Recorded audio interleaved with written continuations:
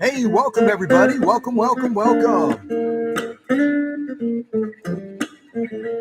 Good to see Emma. Good to see Emma and Susie and Christine as well. And I think I've seen everybody. Hey. So great to have you here. I'm going to put on a little bit more Christmas music while I'm getting set up.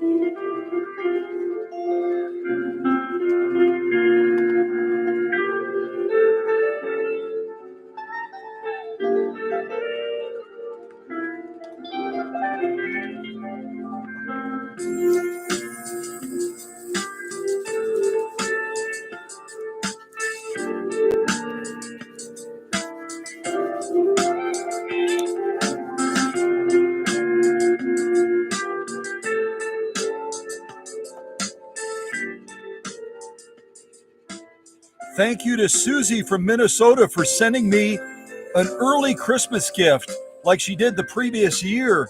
This stuff is fantastic if you've never tried it before. It's O'Keeffe's Working Hands hand lotion, and I wash my hands so many times a day. This is a godsend. So thank you again, Susie, for your thoughtful gift. I love it. And my hands love it too.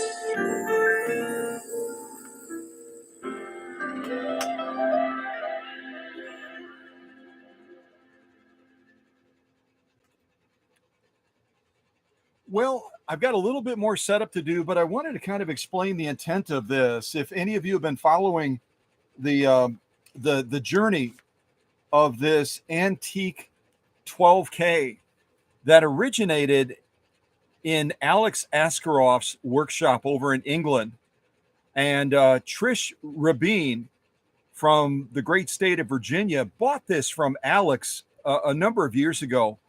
And in the process of making a move and carrying it by the handle, the bottom let loose, and this beautiful antique machine took a crash to the concrete. And there was a lot of damage that it sustained. It also damaged the base and the bentwood cover as well. So if you've been watching things on Facebook, you've seen me go through a number of restorative, reparative steps to get this machine back to better than new. And I know that Trish, I let Trish know that I was going to do this live stream tonight, and actually was at her request because she wasn't really sure about a couple of things relating to the machine. One is setting up the very unique transverse shuttle system for sewing, and setting it up not just for sewing, but setting it up as well in relation to tension balance. And then also how to wind a long bobbin on this particular machine. So I'm going to try to present both of those things during this live stream tonight, along with some tips and tricks that hopefully will prove helpful to my customer, Trish, but also prove helpful to others that are looking at acquiring or have acquired an antique 12K like this. They're a little bit of a temperamental, a little bit of a tricky sewing machine that Singer introduced right around the mid 1800s, a little bit later than the mid 1800s.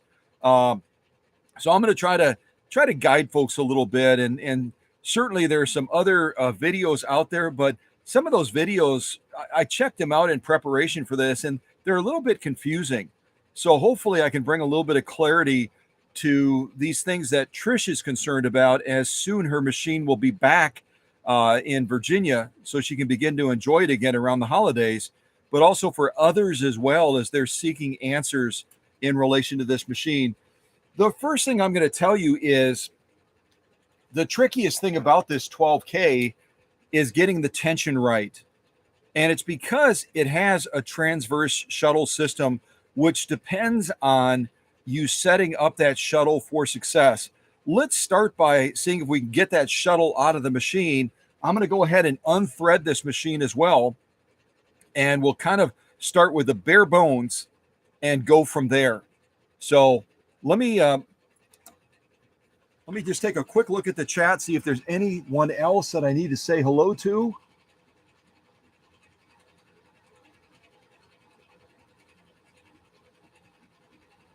Okay, I think I've greeted everybody. I think I'm caught up. So while I'm taking this machine down to bare bones, let me put on a little bit more Christmas music for you to enjoy. With these new speakers that I'm using, the feedback has been positive that generally they can hear me and hear the music at the same time. That seems like such a basic thing, but after we battled this for a while, it's almost worth a celebration. Almost worth a celebration. All right, here we go.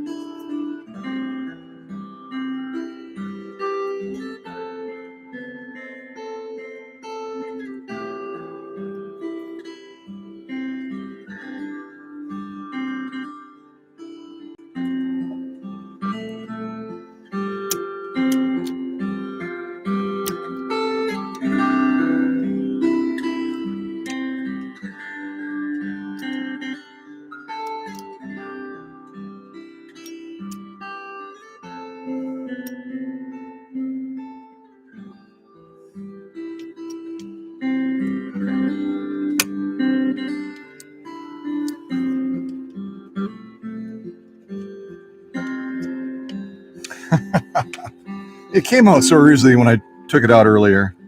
Now it's going to be a pickle.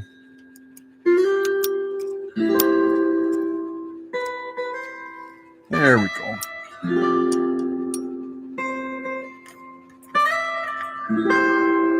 That sits nicely in the carriage, which is a good thing. I made some adjustments to the band in the carriage that regulates the tension on the shuttle as it's moving. And apparently I did too good of a job. It's really snug in there right now, but I was able to get it out. Yay.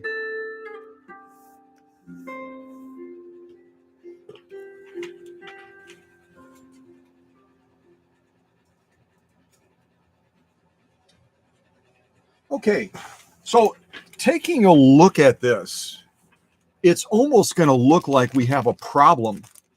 Kind of like the shuttle has been cut in half. But there lies the design nature of this very, very early version of what later became a vibrating shuttle that looks more like this.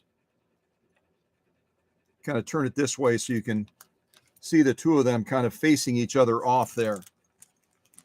So this very early version of the transverse shuttle was basically a boat style, and it kind of looks like a boat a little bit, doesn't it? Kind of look at it like this. It looks like a boat that you might go fishing in.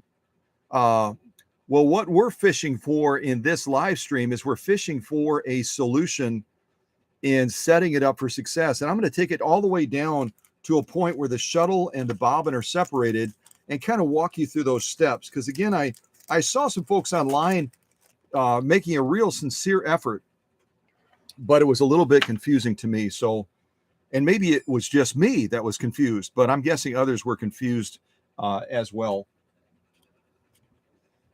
So this transverse shuttle is set up with a spring load on the pointed end over here, not the blunt end. So to get it out, we have to kind of, I'm going to use one of my little tools here to get it out, since it is spring loaded, and apply just a little bit of pressure down here to pop this out. And then we'll unthread the long bobbin from the shuttle itself. And if you look at some of my Facebook shots, you'll see that these long shuttles, transverse ones or regular ones for that matter, they need maintenance just like the machine does. This one was really crudded up, and it had a lot of heavy varnishing in here. And because this is a moving part, getting in here and doing a nice thorough cleaning on this transverse shuttle is a really important thing. So let me just show you, and I've shown you similar things like this before on how to do a general cleanup on it.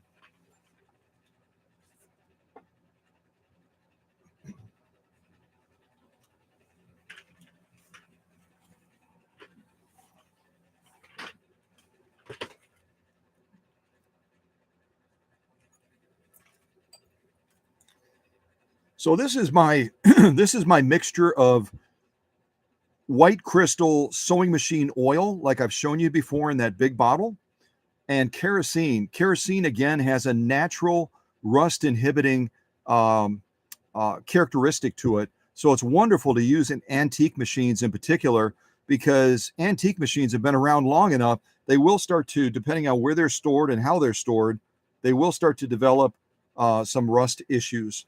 So I'm just putting a couple drops on both ends of the Q-tip swab. And then what I'm going to do is I'm going to take this transverse shuttle and I'm going to clean the inside around here. And I'm also going to dampen both ends of it like this. As a matter of fact, I might add a little bit more on there so it's kind of almost drippy. And I've already done this several times during the process of restoring Trish's machine, but you're going to be shocked how filthy it still is, as much as I've cleaned it up. And if you look at the Facebook shots, this is night and day from where it started. So every restore is different when it comes to prepping a machine for a customer. Alex Askaroff has his methods. Certainly Andy Tube. Most of you know Andy Tube, who has fallen into some real bad health. And I haven't heard from him. I hope he's okay, but it's possible that because of his health conditions, he may have passed away. But a lot of you know Andy Tube as well. We all have different methods. Mine tends to be really, really going deep into the machine and tidying it up. So as I go into a transverse shuttle like this, I'm really, really going after the dirt, eliminating the varnishing, and also lubricating that spring mechanism on this end of the shuttle because it has to maintain an even tension on that long bobbin while it's in there. So I also lubricate that as well. And you can see as many times as I've cleaned this shuttle already, look at how filthy that Q-tip swab is. So it just goes to show you this really is a critical part of maintaining your antique hand crank like this, or any machine for that matter. The same thing is true of regular bobbin cases that you'll find in most Singer machines, transverse shuttles like this, regular vibrating shuttles like this that came on a little bit later within the Singer family. There's a lot of maintenance opportunities on these. And this one is a little bit less critical when it comes to this tension band, or I'm going to correct myself and say a little bit less critical in relation to this thread band up here.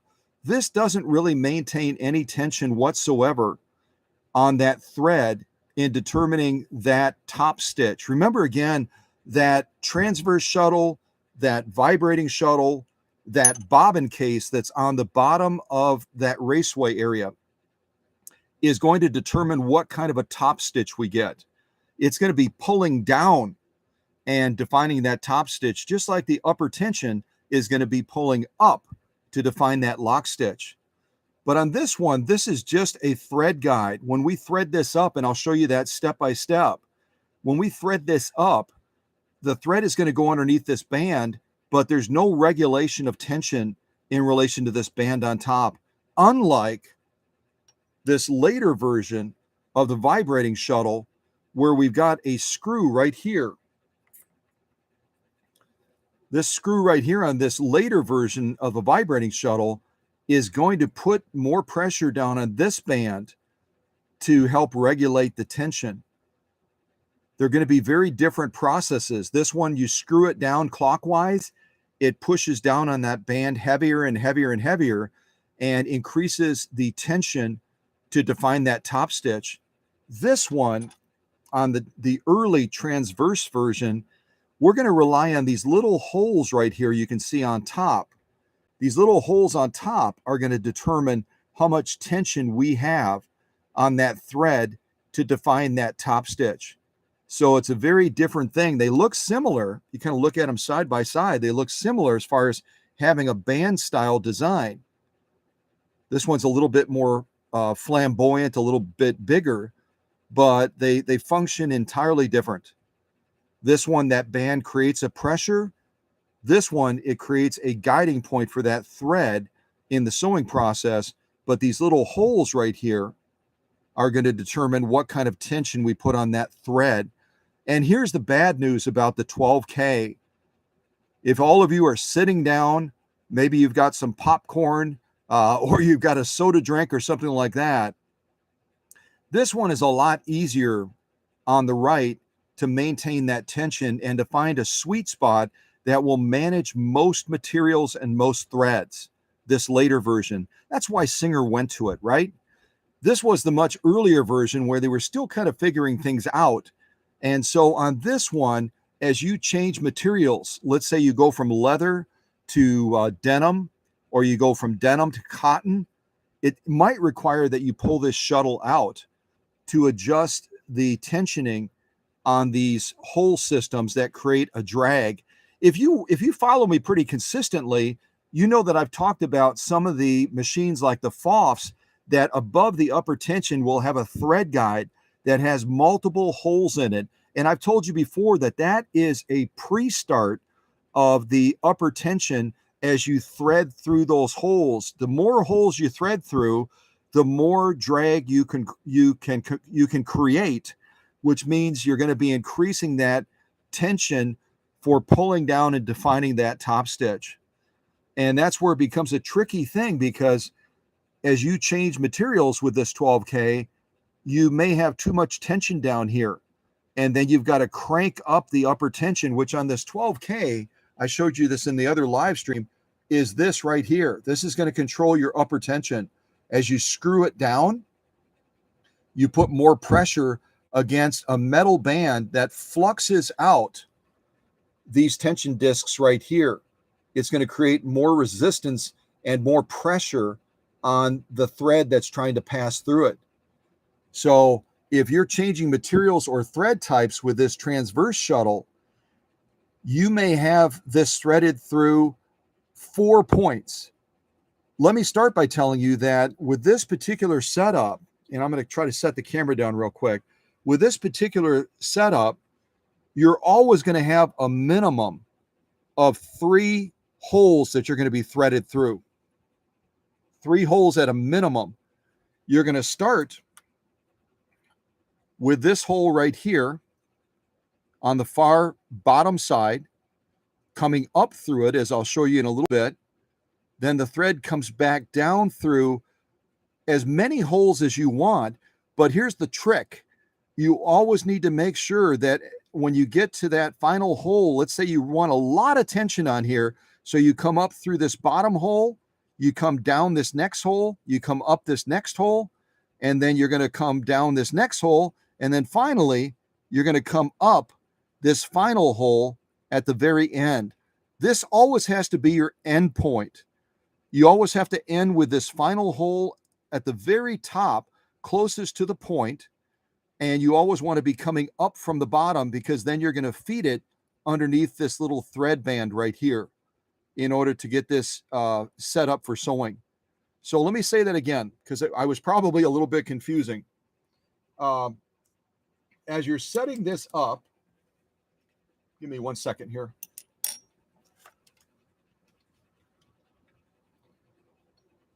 As you're setting up this transverse shuttle, once we get the bobbin, the long bobbin installed, and we're actually going to wind a long bobbin first as if we're going to install it, but I'm going to put the other one back in. When we thread that thread through here, you can kind of see my little dental tool kind of poking through that hole. As we come through this hole right here, we're going to then decide how many of these other holes, these other 3 holes, do we want to thread. So we might say, okay, we're going to go down this one that's closest to it right here, and then we're going to come up the 3rd hole, and then we're going to go down the 4th hole, and then finally we're going to come up the 5th hole. Let's say we just decide to go crazy with that tension and we want to create a huge amount of drag. Then we come up through the 1st hole right here on the very bottom, right there. Trying to get my dental tool to go through it again. There we go. So we come up through this bottom hole right here. We then come down this next hole. We then come up this next hole. We then come down this 4th hole. And then finally we come up this 5th hole right here, right on the very top. And then we feed that thread underneath this thread guide right here. Now that would be max. That would be absolutely max.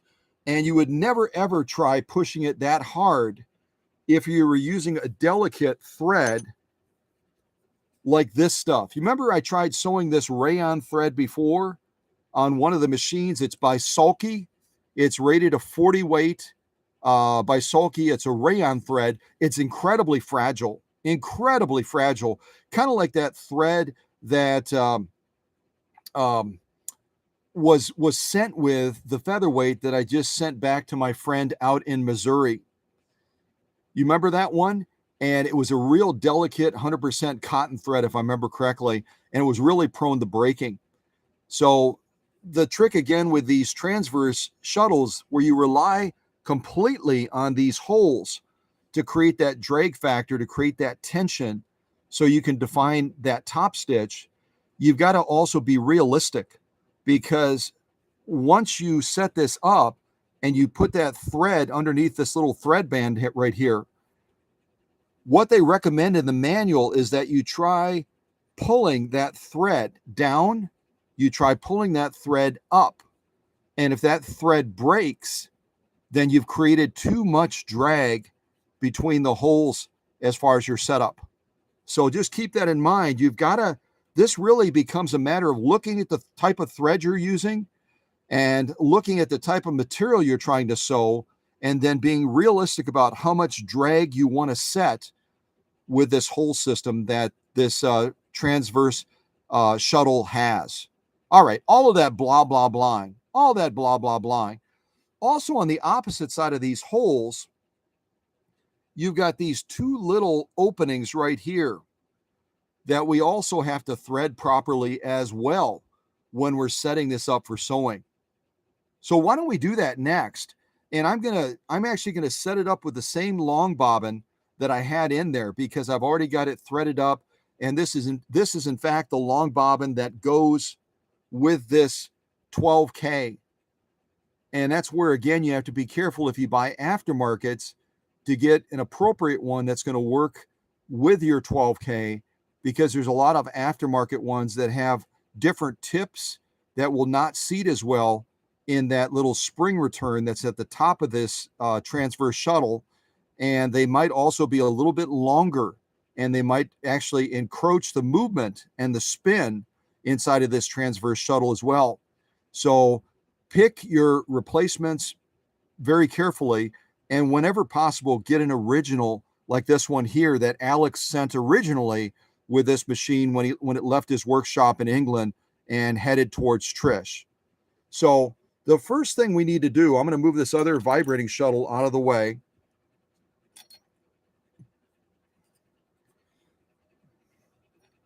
The first thing we have to do is we have to determine the orientation of the thread. And what the manual will tell you is that thread needs to be coming over the top when you insert it into this transverse shuttle. It doesn't matter which end, because the ends of the long bobbin are going to be identical. They're going to be identical. So we're going to start by inserting this end into that spring end, trying to get that into place.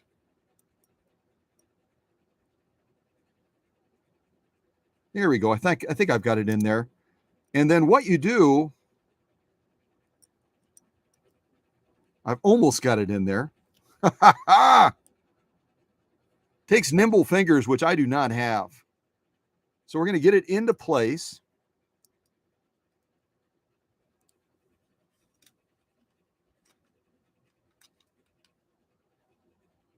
I just turned on my little light so I could see a little bit better. The lighting is just not very good in here. And then you just pop the other end down. So you slide it, you kind of press against that spring at the top, and then you slide the other end down, and it should turn very nicely, kind of like you're seeing here. Okay? And again, we've got the thread coming over the top. Now, the only tricky thing about these shuttles is you then have to do a little bit of fishing as far as getting that thread to go where you want it to go. The next step after you get it into place inside of this transverse shuttle is you're going to want to then thread it through this lower slat on the bottom of this transverse shuttle. There's a lower slat and then there's an upper slat. We want to go through that lower slat first, and I'll kind of use my tweezers to do that. And then we're going to thread it back through the upper slat going towards the top of the transverse shuttle. Let me hold it real still and look over my shoulder at the laptop to make sure that camera is focusing on it as I want it to do. So let's see if we can do that. Again, on camera, it's always a little bit more tricky, isn't it, when I'm trying to do something like this? So I'm going to grab these little tweezers, and we're going to try to get it through that lower slat first. Let me try to turn it around this way.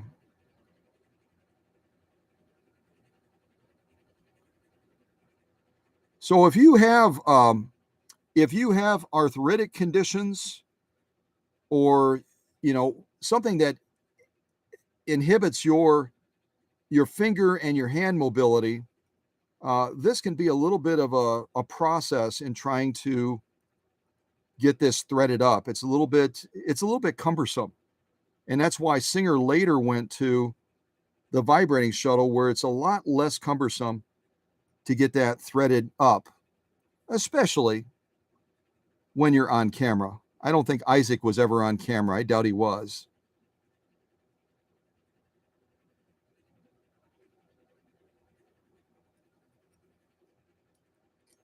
There we go. I almost got it. Almost got it.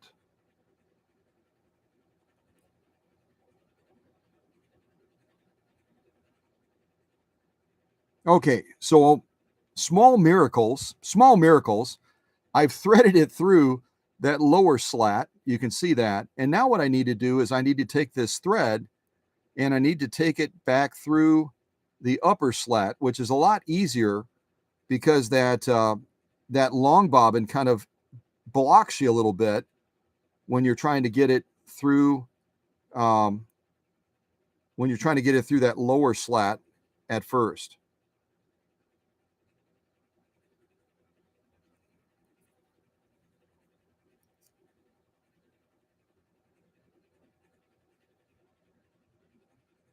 Okay, so all of that effort and all we've done is we've inserted this long bobbin into this transverse shuttle. We've kind of gotten it into position so it's secure in there and it's going to spin properly. We threaded it then from the inside out through that slat on the bottom. Then we threaded it from the outside in through this top slat right here. Now the fun really begins. The fun really begins now. I'm actually going to cut this thread a little bit so I don't have to tame the shrew quite as much. So now we finally need to take that thread and we've got to get it threaded through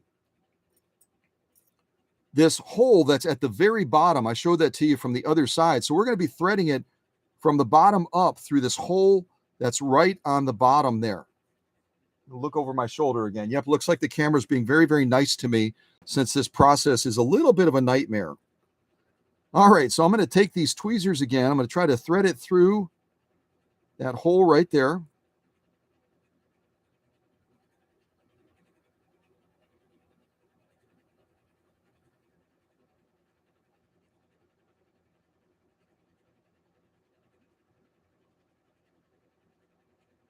Okay, so we've got it threaded now through that bottom hole from the inside out.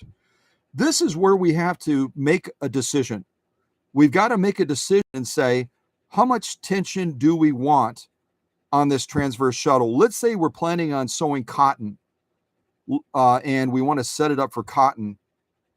And let's say we're going to be sewing through 2 thin layers of cotton, similar to this. Let me see if I've got a sample over here somewhere. Okay, imagine this without the stiffener. Imagine this type of material without the stiffener, and we want to set this transverse shuttle up to sew this type of material, but we don't have the stiffener. It's just the 2 thin layers of cotton.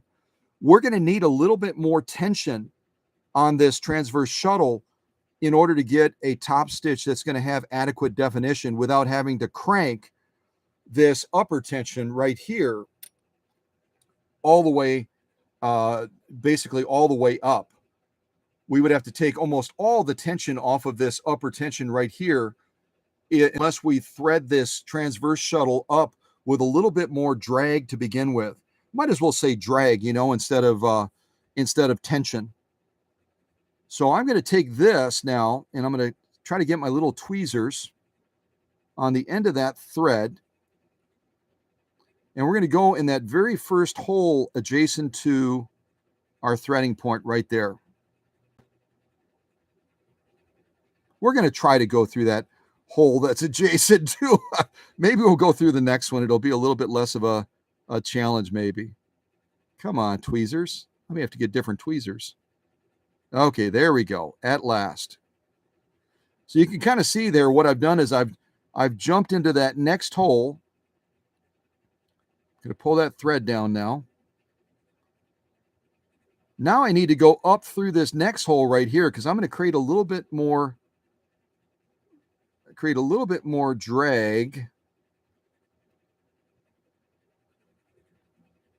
And actually, that's not going to work because now I'm doing the calculations. I've gone down, I need to go up. I always need to come. See, this is where it becomes a little bit tricky. So I am going to be kind of stuck with having to unthread this and go back to that original hole, because look at what I've done. This is a great learning lesson as we're looking at this. I've gone down this third hole, and I was planning on coming up the fourth hole so I could create a little bit more drag, but then that won't work because on this final hole at the very top, you always need to be coming from the bottom up. So it simply won't work the way I've got it threaded right now, will it? I've got to go through this hole over here.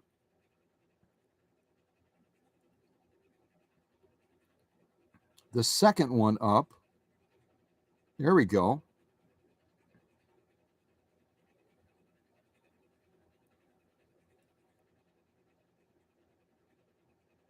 There it goes. Come on, pull, pull, pull. Now I can go up through that third hole. See how tricky it is? It's a little bit tricky, isn't it?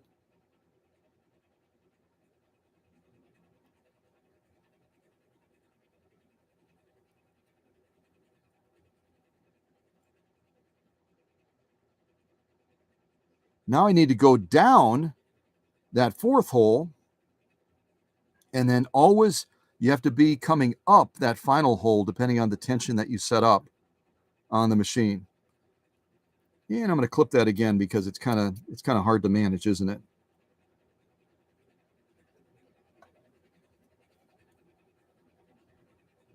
Any of you that are in the background laughing right now, pick up a 12K and you'll be battling the same thing I am right now. It's just, oh, it's a pickle. It can be a pickle, can't it?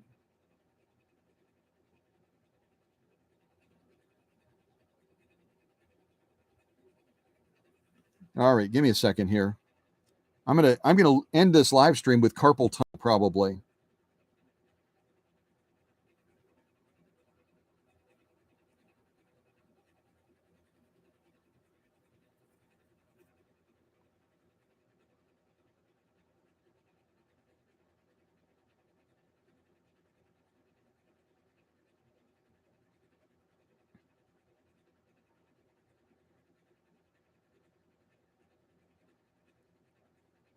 Okay, we're down through that hole. It was a miracle. We did it somehow. All right, so you can see what we've done is we've made, it almost looks like we've made 2 stitches, doesn't it? Again, we started this process seems like about a half an hour ago, but it hasn't been a half an hour.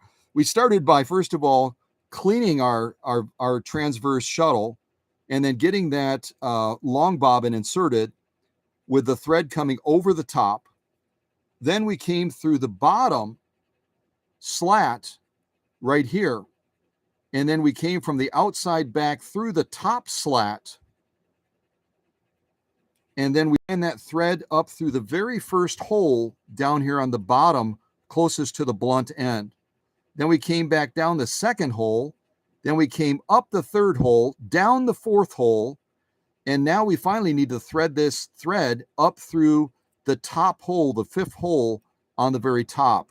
And if you followed all of that, you are a genius, because it literally takes a NASA person to thread one of these long shuttles that are a transverse design.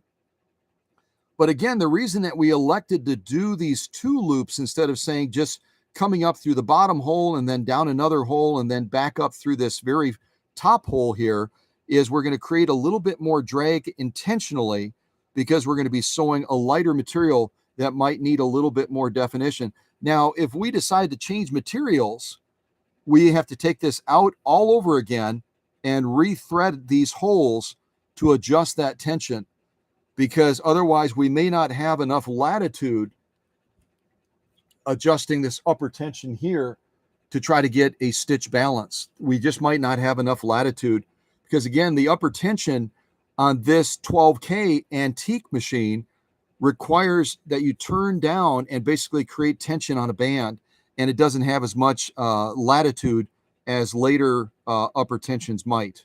All right, all of that blah, blah, blah. We have one more hole that we have to try to get through here. One more hole. I'm going to give it my best.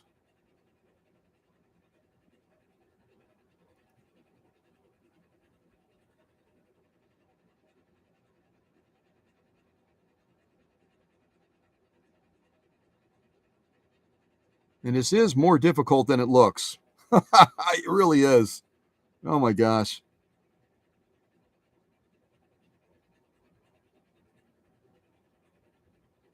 All right, let's give this a go again here.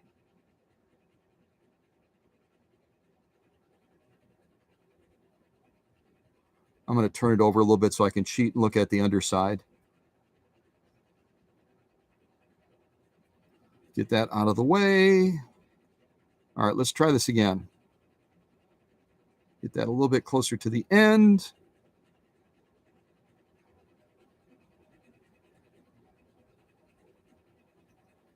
I'm going to need to take a break after this, y'all. I'm going to need to take a break, seriously.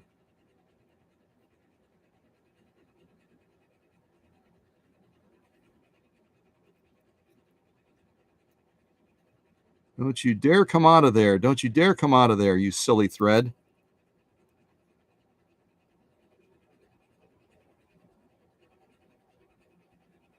Good gravy, Aloeti. And we're not even done yet. We're not even done yet. Now we have to take the thread and put it underneath this thread band here. That's our final step.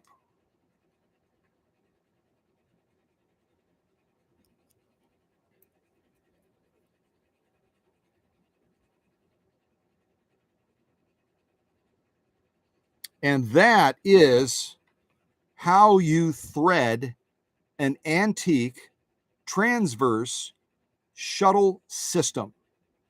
Wow. Wow. I'm going to ring the bell. I've got to ring the bell after that puppy. That was just like, are you kidding me? I can't even find a bell. Where's my bell?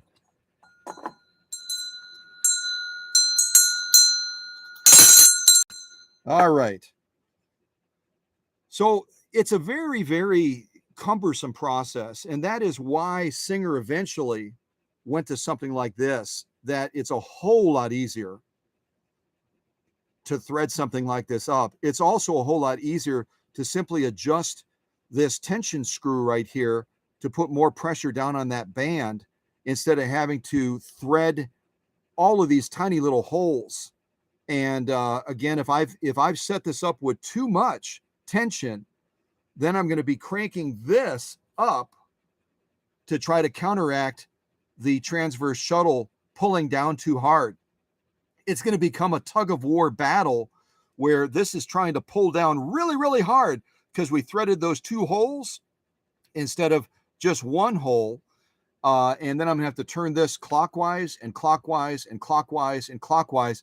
Otherwise, we're going to have a beautiful top stitch because of all the drag that we've created here, but we're not going to have enough tension with this screwing down, putting pressure to flux that little metal band. There's a metal band. If you look at my Facebook shots, when I repaired this damaged area, there's a little band that as you turn this down, it causes that band to flux out with pressure like this, like my fingers coming apart, putting more pressure and tension on these discs down here so that you have more upper tension pulling up to define that lock stitch. So hopefully I didn't mess this up. If I did, we'll have to rethread this again and reduce the amount of drag that I've created on this transverse shuttle. I'm going to look at the chat right now because you guys are probably either crying tears of sympathy for what I just had to do on camera, or you're laughing out loud saying, oh my gosh, what a nightmare.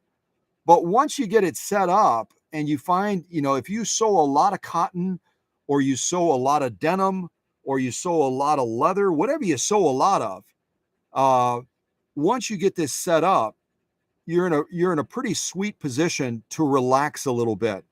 But until you do, it can just be an absolute nightmare. And with me working on machines all day today, my eyes are a little bit tired. So I'm squinting a little bit, trying to say, okay, where the heck is that little hole that I've got to try to fit this into to try to get that threaded up properly? But what I'm going to do now is I'm going to try that little test that they talked about. I'm going to pull this down to make sure our thread is not going to break. I'm going to pull it up as well. Set that other shuttle down. Pull it up as well to make sure that our thread, let me get my thumb off of there. to make sure our thread is not going to break. If we had that awful rayon thread, this stuff right here, if we had this awful rayon thread on this long bobbin right now and we were trying this pull test, I have no doubt at all that this stuff would break. This stuff would break. It's very fragile. Same thing with certain cotton threads. And that's where you might want to thread it like this, but depending on the thread that you have on that long bobbin, you may have to adjust your expectations a little bit. So this is all set to be inserted now. Let's go ahead and get it into the machine, and then we can move on. And I know it's kind of out of order. Then we can move on to actually winding a long bobbin on this machine, which is what Trish wanted to see. Now, when you go to insert one of these, I'm going to turn on my little supplemental light, which hopefully the camera doesn't hate. Maybe I won't turn this on. Yes, I will. There we go. Let me see what the camera's doing with that. Okay. Let me look at the chat real quick first. I'll look at the chat real quick first and see if I need to respond to anything.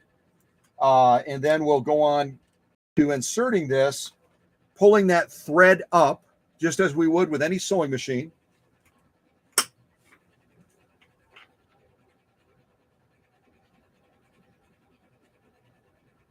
Oh, welcome to Four Oaks. Four Oaks. It sounds like somebody that likes golfing, maybe, huh?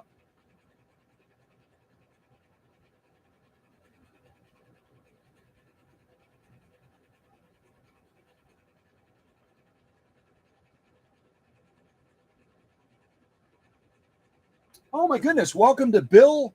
Welcome to Bill as well. Bill O'Rourke. And welcome to Linda. And I think I've greeted everybody else. Great to have everybody here, and especially have Bill, because Bill loves antiques. And working with one of these, it just kind of, I think I have one or two new gray hairs after doing that. I really do. Okay. So as we get ready to try to insert this into the machine, which hopefully is going to prove to be a lot easier than the threading process that we just went through, what we're going to do is, you see this little indentation right here on the end of this transverse shuttle. It's like a little dimple almost. I believe, and I don't work a lot with antique machines, but I believe that this is called the shoe or the foot. Somebody look it up for me right now so that we know. I'm trying to remember the parts of the long shuttles. And I believe that this is either called the foot or the shoe. I think it's called the shoe. But at any rate, we're going to insert this. There's a little piece right here that it has to slide into, and then we have to lower the blunt end down last. And the long bobbin is going to face towards the front of the sewing machine. So let me try to get it into position as best as I can.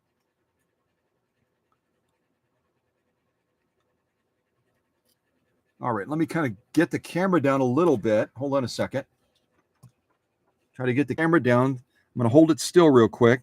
You can see I'm sliding that part of the transverse shuttle into position, so it's adjacent to that joining metal piece there.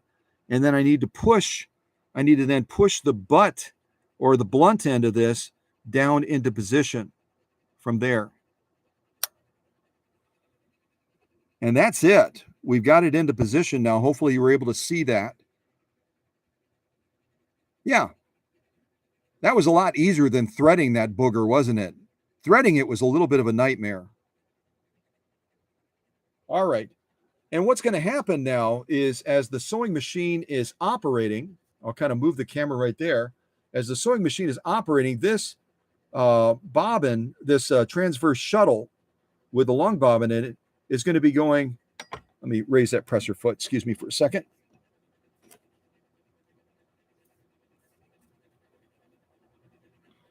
It's going to be going back and forth, back and forth, back and forth, back and forth, kind of like this. Brum, brum, brum, brum, brum, brum, brum, brum, brum, brum, brum, brum. Get a little bit lower because you can't see the other side. It's more fun. Hold on. Brum, brum, brum, brum.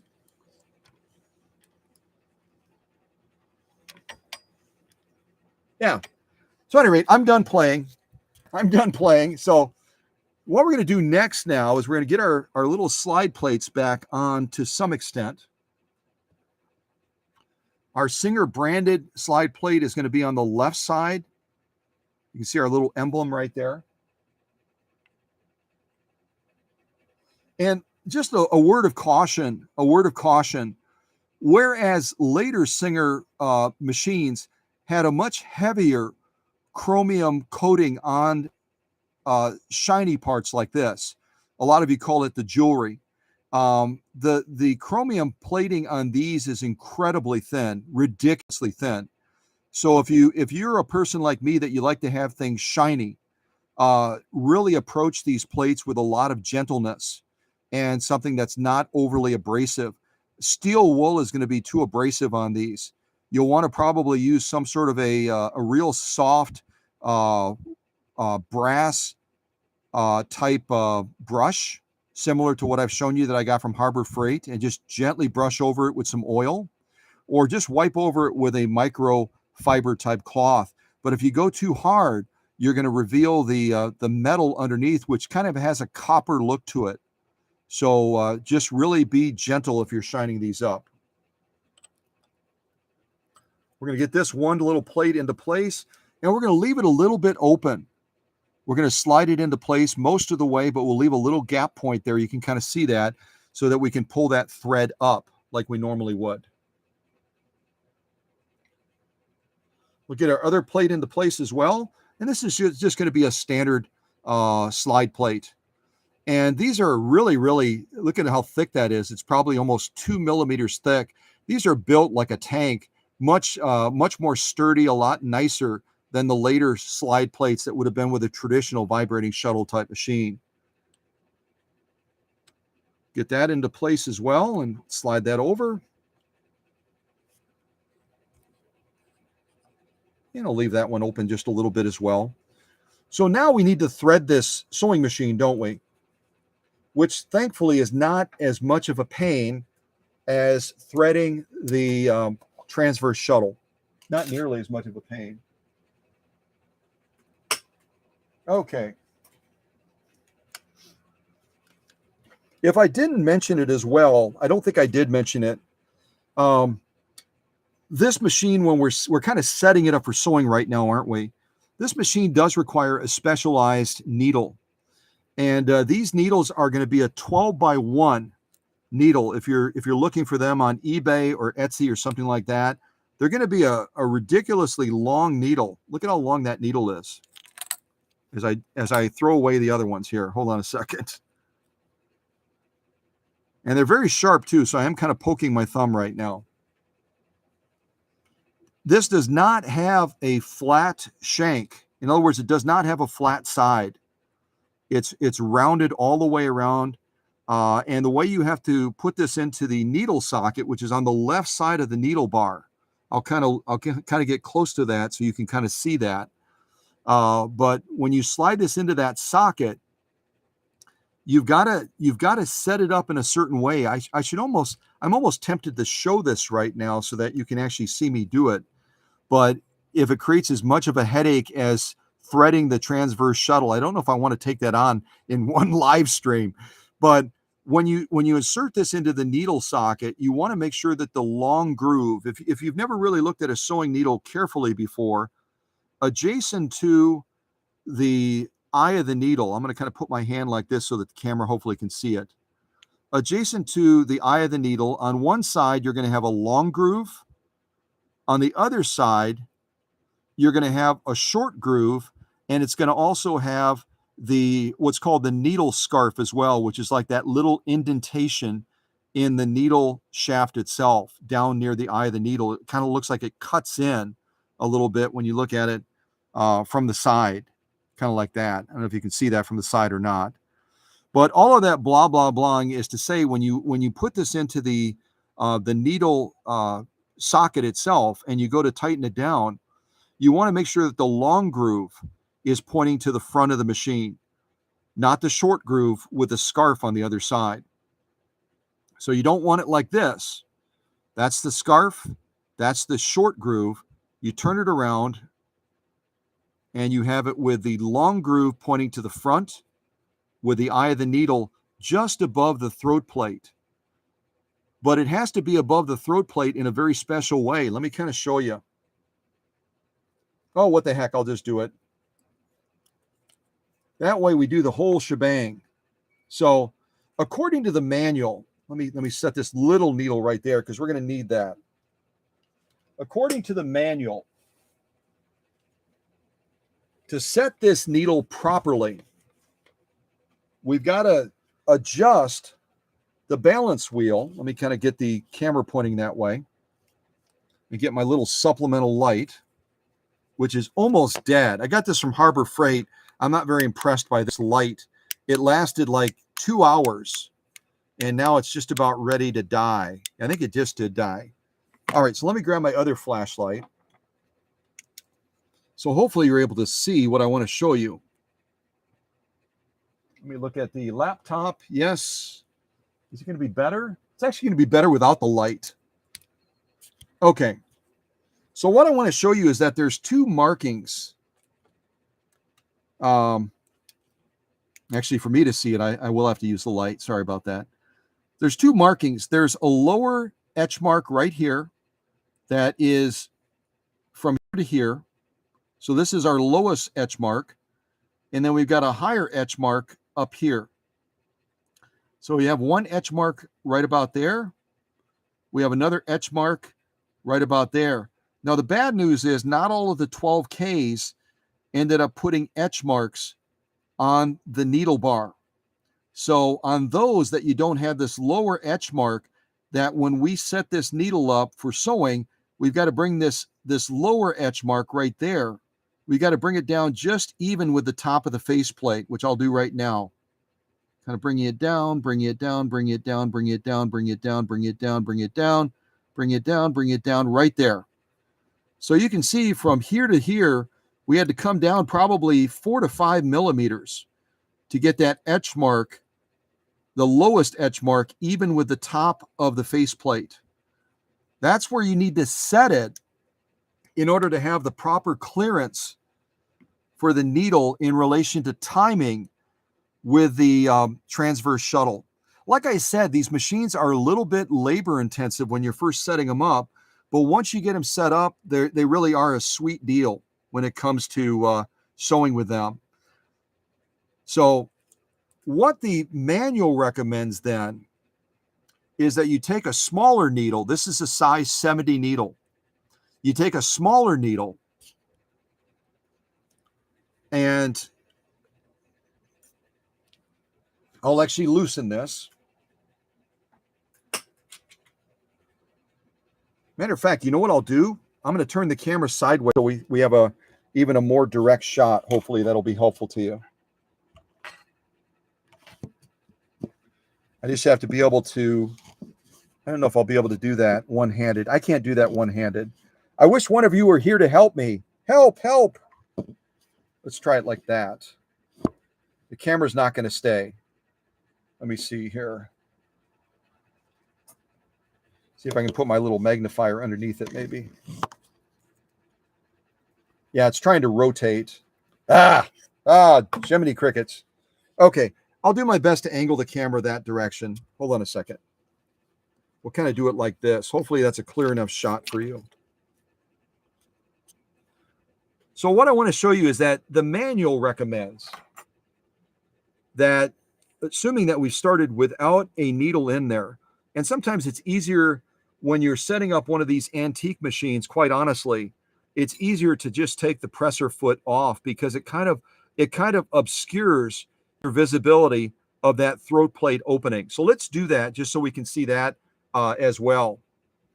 Kind of take that presser foot off.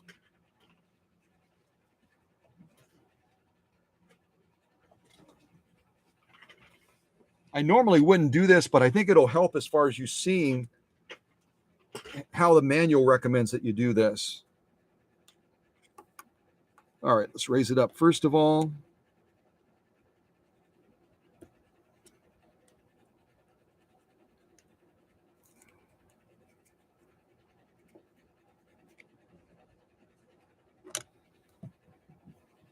I'm going to bring my needle back up again to get it clear of that presser foot so I don't bend my needle.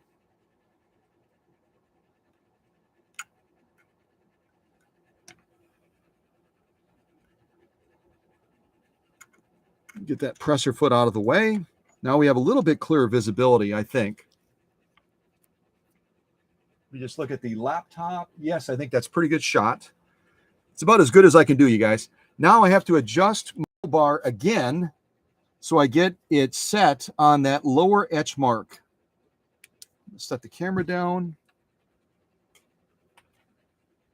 This helps me. It doesn't help you probably in seeing it. So our lower etch mark is right about there right now. And I've got to bring it down about another 3 to 4, probably almost 5 millimeters. Going down, going down, going down, going down, going down, going down. And again, you bring that etch mark, that lower etch mark, because there's that lower etch mark that now is even with the top of the faceplate. And you've got an upper etch mark up here.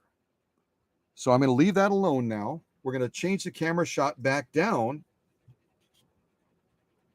so you can look at the throat plate with me. Good. Okay.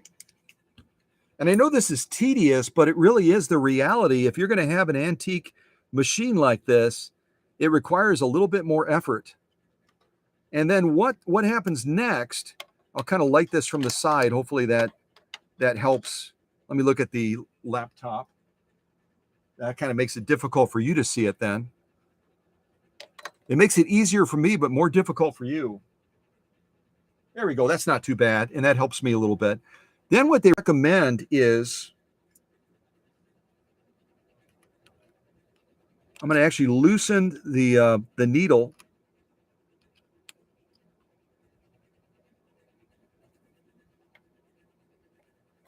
Oh, I got that sucker really tight.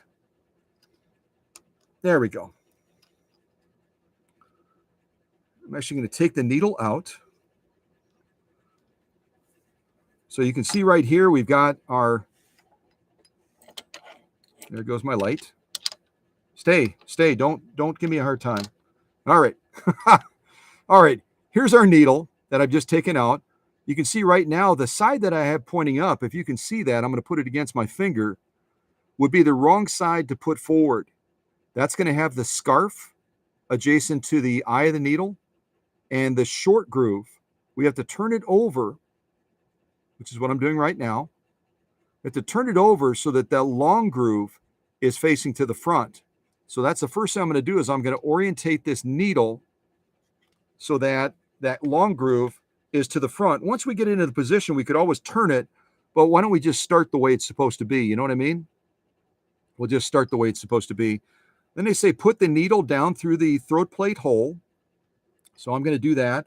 And I found it's a little bit helpful with a pair of tweezers to kind of work it into that position a little bit as you're trying to get it into position.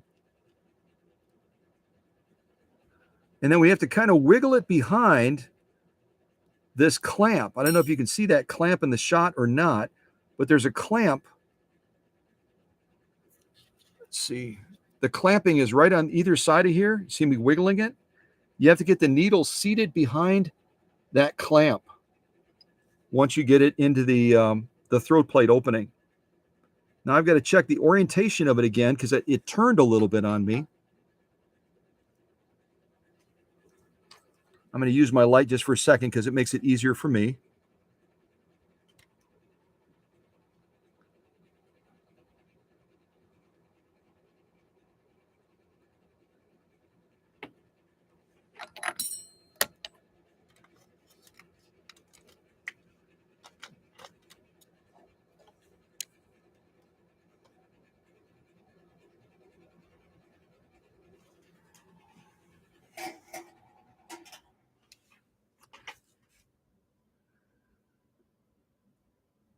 So what I'm doing right now is I'm trying to check the orientation of the needle. Right now I've got it facing the wrong way. I don't know if you'll be able to see that in the shot or not. But right now I've got the scarf and the short groove facing to the front. So I need to rotate this around. And it's a real tight space in there, especially if you have bigger hands. It's really tight space. This is, again, why they ended up changing some of these designs later on. Okay, finally, I think I've got it orientated correctly. Now what they recommend that you do is to take a smaller needle.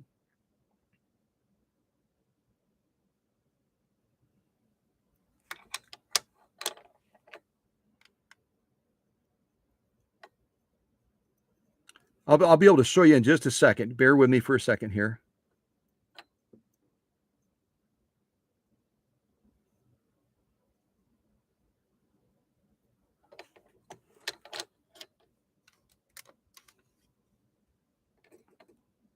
Oh, what a nightmare. I love 12Ks, but they are a booger to set up. Yes, they are.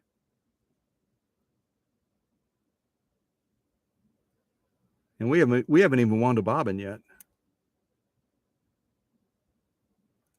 All right, let me just tighten it down a little bit real quick so I don't lose what I've gained. I don't lose what I gained. All right, hold on a second. I picked a certain magnifying glass to make it easier, and it's making it actually more difficult for me to see. So let me just change these out real quick.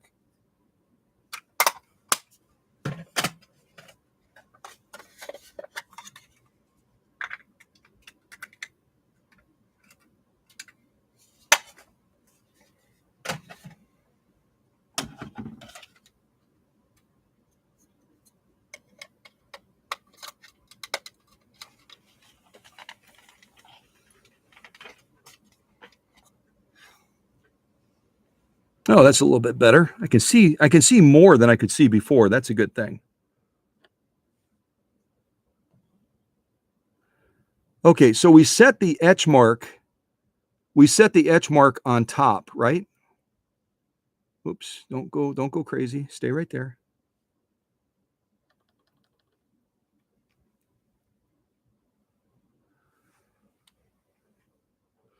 Just checking to make sure that clamp is straight. So we set the etch mark on top on the faceplate, and then what you have to do, I don't know if you're going to be able to see it in the camera. I'll do my best to try to turn the camera sideways. Then you have to take a secondary needle. It almost sounds like brain surgery, doesn't it? You then have to take a secondary needle. Let me see if the camera's focusing on that. Let me put this behind there so it can block that.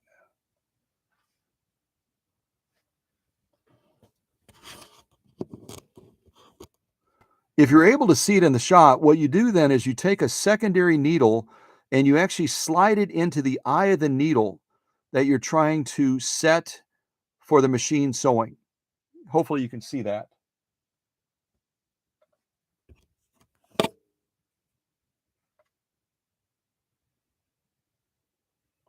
So I literally have a needle, a size 70 needle right now stuck into the eye of the needle that we're going to be sewing with.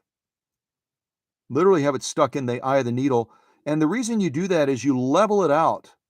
You level it so that the needle that you have laying on the bed of the machine is going to set the level of the eye of the needle in relation to the throat plate. Like I said, it's a little bit of rocket science, isn't it? It's a little bit of rocket science.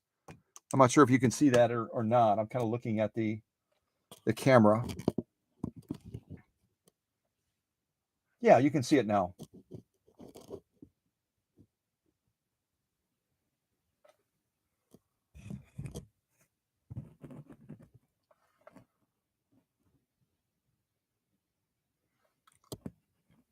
Okay, so, and I know this is probably a little bit confusing, and it's also a little bit cumbersome to do it as well.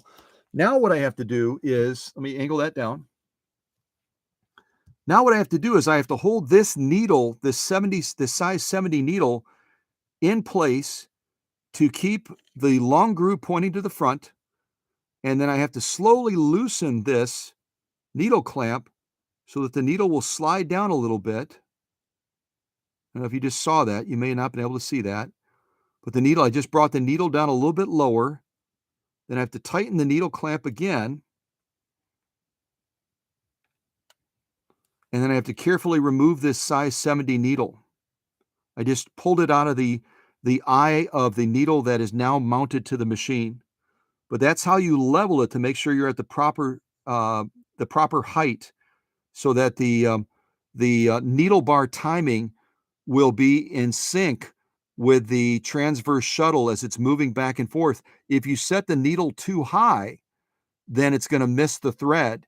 If you set the needle too low, it's going to miss the thread. It has to be set just at the right height.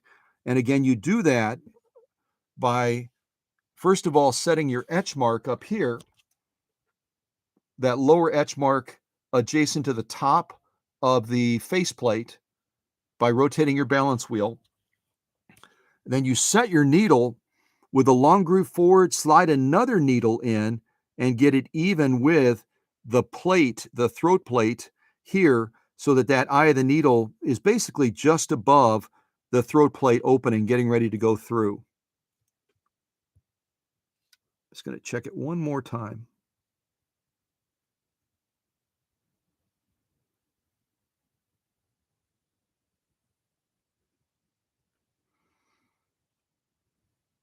Okay. Yep.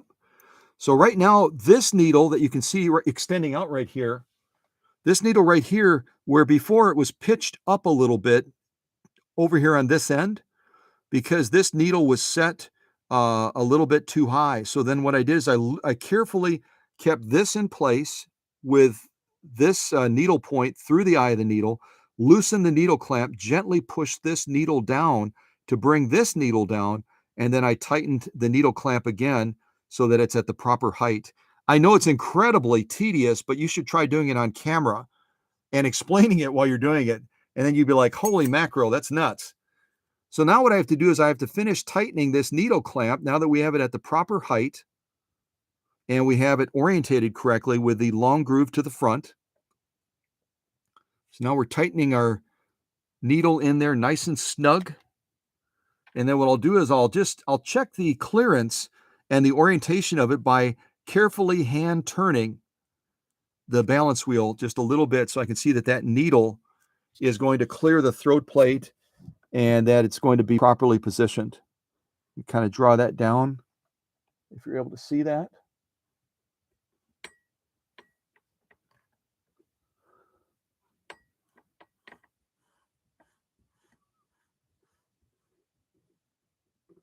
Perfect. So I hope you can see that. So right now, if you kind of look at it right there, I'll put my hand behind there, kind of like Christine taught me. You can see right there is where we would have set the needle to be once we adjusted the etch mark on top with the needle bar, right about there. And we can confirm that again. Let's see, is this my size 70? I think it is. You can confirm that again by just kind of bringing this size 70 needle to that point. And we got that size 70 needle now stuck through the hole of the eye of the needle that we have mounted, and it's perfectly level. So we did a good job of setting the needle, even though it was a little bit cumbersome. But that's what you have to do, folks. I'm not making this up just to be dramatic. You literally have to do that in order to set up this machine for sewing. All of the things I've shown you so far. And like I said, kiddingly, we haven't even wound a bobbin yet.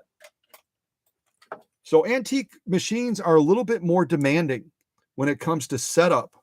You have to be a little bit more patient, and a little bit more pragmatic when it comes to getting it set up. Now we need to put our presser foot back on. That might prove helpful.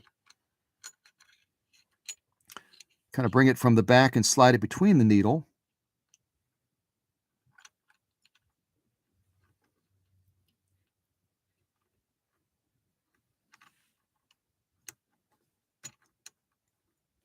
There we go. There we go. And again, whenever you put a presser foot on, make sure that you push it all the way up to its highest position on the presser foot bar and then lock it into place, especially with one like this that it has a little bit of a slide tolerance where you could set it too low. And then what I'm going to do is I'm going to go ahead and snug it up. I should look at, oh, you can't even see it. Thanks. There we go. Yep. Go ahead and snug it up nice and tight. Actually, I might as well just use my long screwdriver because that's eventually what I'm going to use.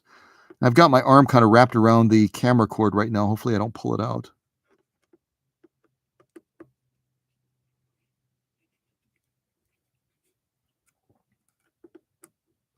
And again, you don't have to take off the presser foot attachment to set the machine up for sewing, but I thought it would be a little bit easier to kind of see what I was doing and leveling out that needle with another needle so that you could understand kind of what's happening.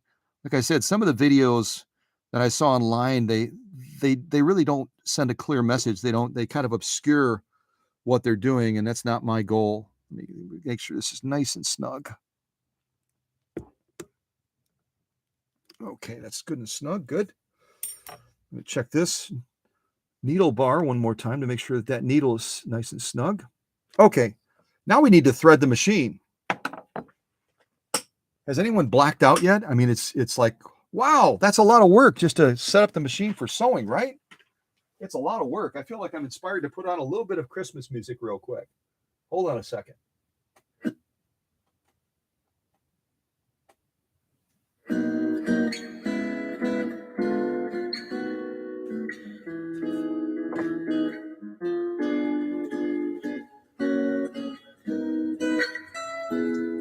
Oh my goodness. All right, let's thread this machine now.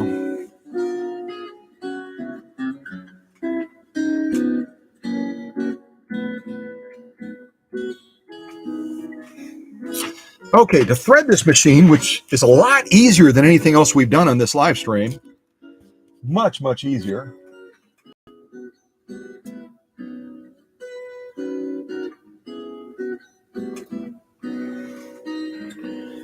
Let's grab some thread. I'm actually going to grab another spool of thread.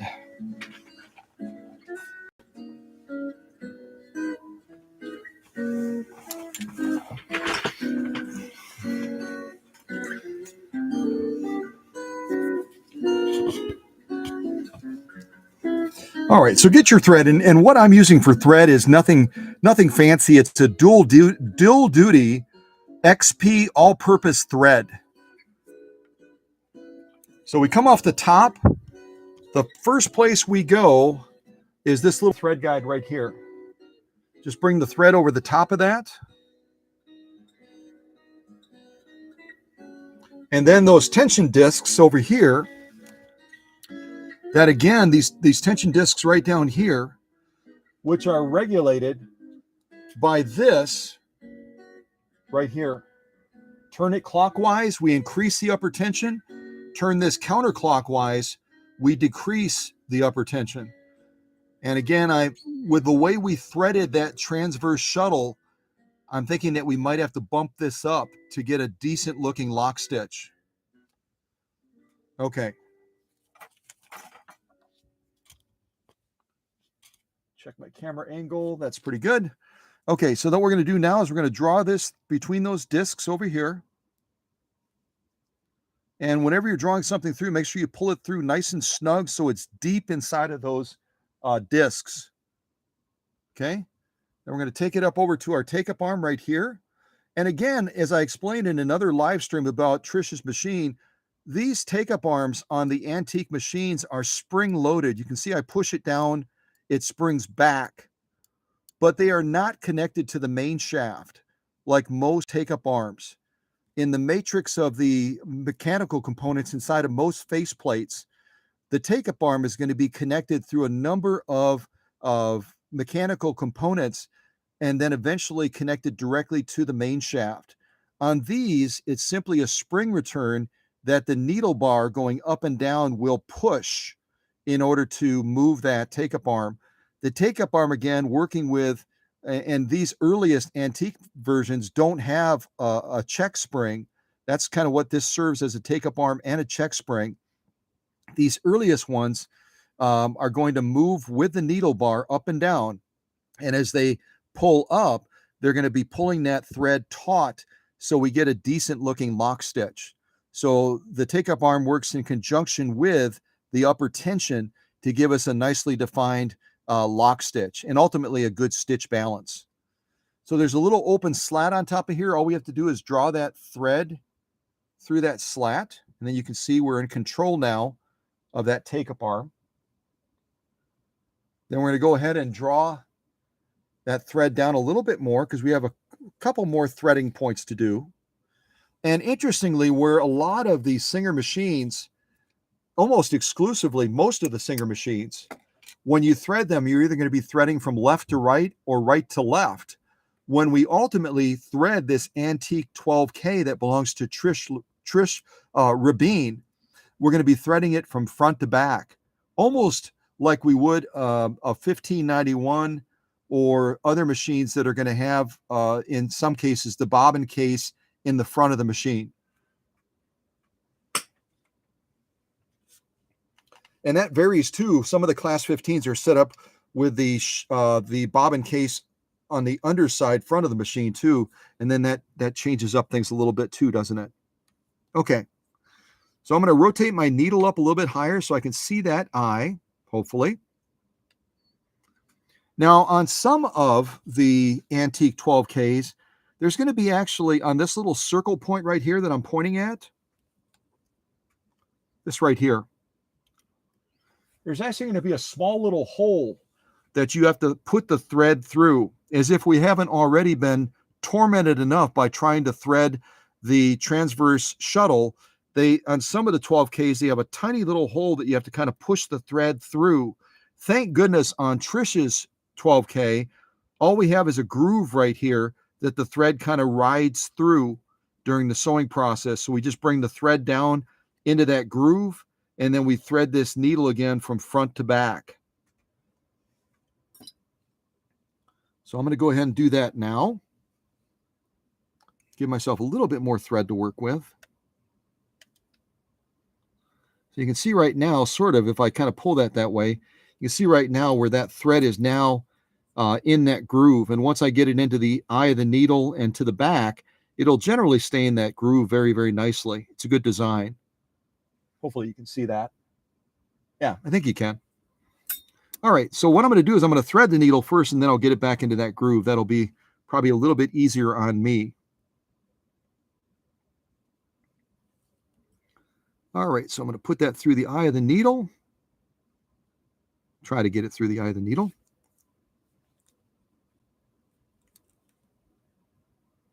This is probably why no one else has done a really detailed live stream or a video on these machines, because what you just saw me have to go through, it's a very cumbersome process, isn't it?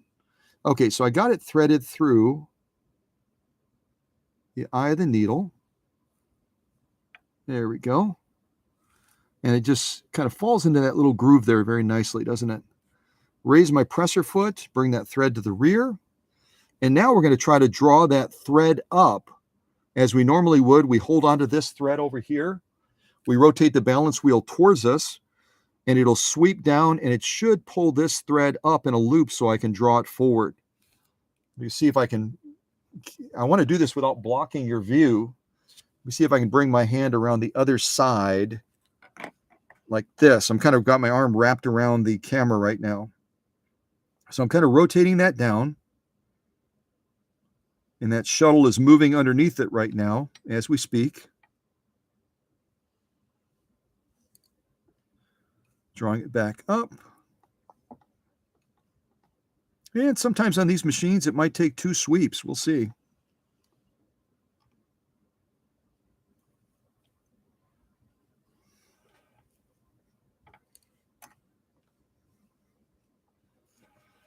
Or it might take 3. Oh, you gotta love it. Like I said, they were still perfecting things when they came out with these 12Ks. They really were.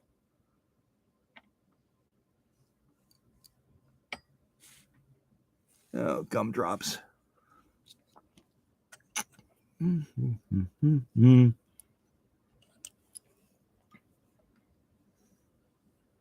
Yeah, let's try doing this. All right, let's give that a go.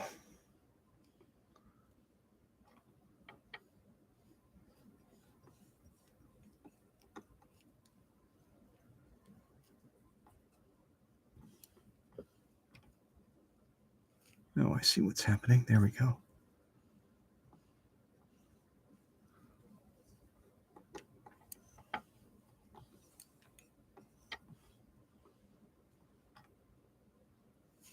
Put that plate a little bit closer.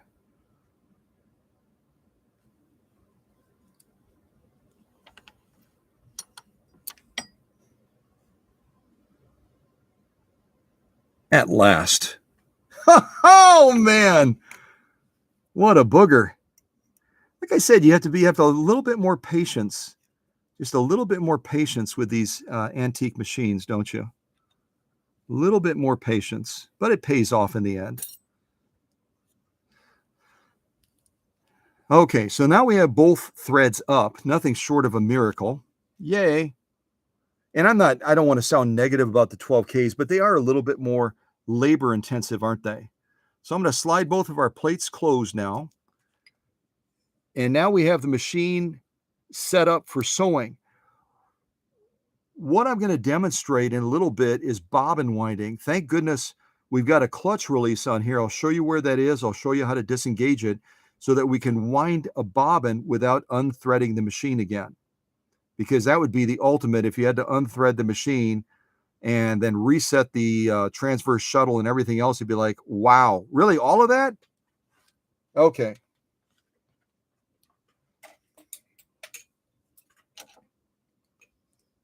So let's actually try stitching down something to get an impression of how we did in setting that transverse shuttle. I'm going to grab 2 pieces of denim. Actually, let me cut these edges off so we can start fresh. I got 2 pieces of denim, and we'll try stitching down that. Again, the reality with these 12Ks, the reality is as you change between materials, as you change thread types that you might want to use on the machine, it in all likelihood is going to require that you make adjustments to the tensioning on that transverse shuttle, which means you have to take it out, whether you use your fingernail. I don't have much in the way of fingernails. Some of you folks that have longer fingernails will be able to get your finger underneath the edge and pop it up. I use a magnet. As you saw, I use a magnet to kind of get that edge up and then pop it out of there. But you have to do that each time you make a transition between different material types. In other words, if you go from denim to cotton, if you go from cotton to leather, in all likelihood, you're going to have to make adjustments to that shuttle inside of that raceway. Okay, all of that blah, blah, blahing. Let's stitch down here and see how we're doing at this point so we can see what adjustments we potentially need to make. In this live stream, I'm going to work with what we did to this shuttle. I'm not going to try to pull it out again. Otherwise, this is going to go way too long. What I'll try to do is I'll try to make adjustments to this upper tension up here to try to counteract the tension balance between what that transverse shuttle is doing down below and what we can do up here in adjusting the upper tension. So if we stitch down and our lock stitch looks really, really weak, then we're going to go ahead and bump this up. If we stitch down and our top stitch looks really weak, then we'll back this off so that shuttle can pull down a little bit harder. Okay, hopefully that all makes sense. Let me real quick, before I stitch down, I'll just take a quick look at the chat, see if I need to respond to anything. I'm guessing I don't have to, because one of you that has my cell number would have been texting me already and saying, hey, hold on, buddy, hold on.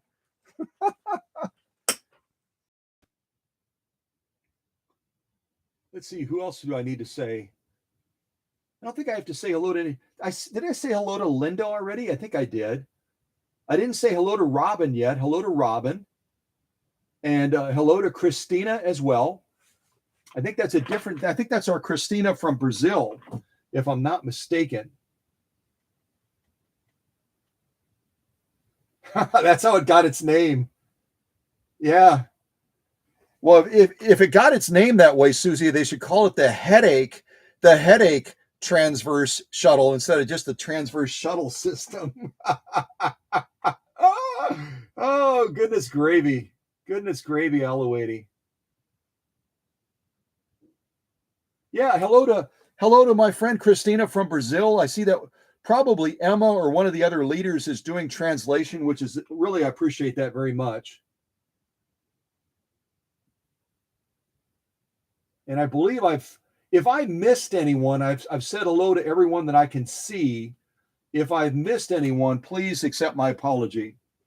I've been kind of busy over here battling this 12K and just trying to get it set up for sewing.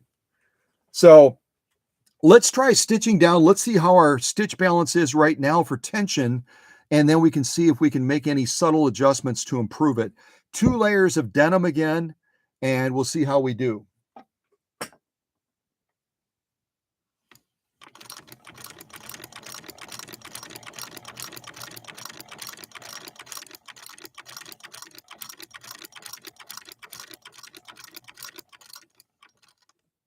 All right, I'm going to stop right there. Rotate this around. And I can see we've got a decent looking top stitch. It might need a little tweaking, but all in all, it looks like it's pretty it looks like it's pretty good, at least for sewing denim. But again, if we migrate over to a different material, we all of a sudden will see that there'll be an immediate impact on our tension balance. There'll be an immediate impact if we go to a very, very dissimilar type material. I'll just give you a quick glimpse of this.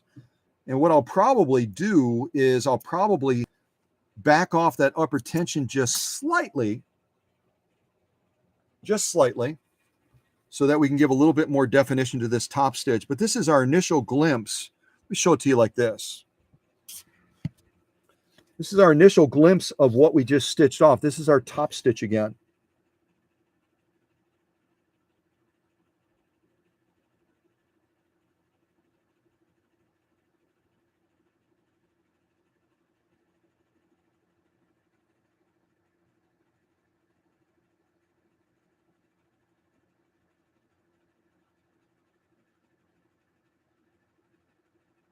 So all in all, I would say a near page 34. We turn it over. I'm going to look at that lock stitch. And now that I'm looking a little bit more closely at that lock stitch, I'm going to set it up like this. I can see that we actually might have to go the opposite direction that I talked about going. The direction I talked about going was backing off the upper tension, but I think we're going to actually have to bump it up a little bit, because I'm seeing a little bit of a loopiness in some of the stitches, which means we're not getting enough upper tension. Because again, remember when we threaded that transverse shuttle, we set it up for sewing, I went through a total of 4 holes instead of just 3.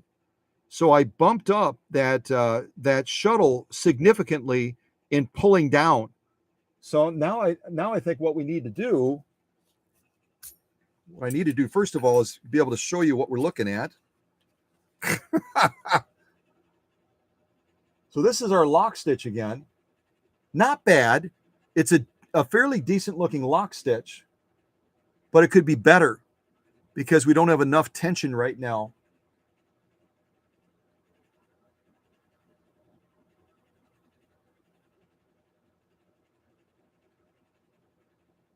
So again, that's our lock stitch. If I turn it over, this is our top stitch. You'll see that our top stitch is a little bit more poppy than our lock stitch. See how it's noticeably more poppy? And that's because we threaded that shuttle with an additional hole to create more drag. We're creating more drag, which means we're going to get a better defined top stitch.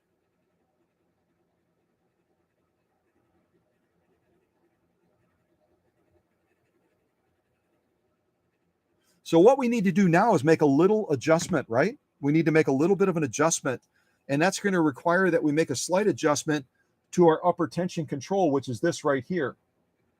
This is going to be our upper tension control. So I need to turn this a little bit clockwise to give a little bit more pull up to define that lock stitch. So I'm going to give it a turn with this hand, actually, probably a little bit easier.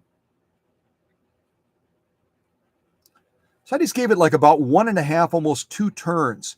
We'll see if that's enough, at least for sewing denim using this type of thread. So let me get the material back in place. We'll stitch down one more time. Let's see, top stitch. Yeah, that's our lock stitch. It's not as defined as we want it. Get that back into place. And again, I didn't specifically mention in this live stream, but as you're looking at these 3 different little towers, all of which were destroyed and either snapped off or bent severely when this machine took a tumble to the ground as Trish was walking with it, holding it by the handle of the case.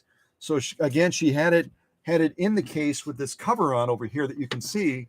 She was holding it by this handle right here, holding it by this handle, and then the bottom dropped out and the machine crashed to the ground.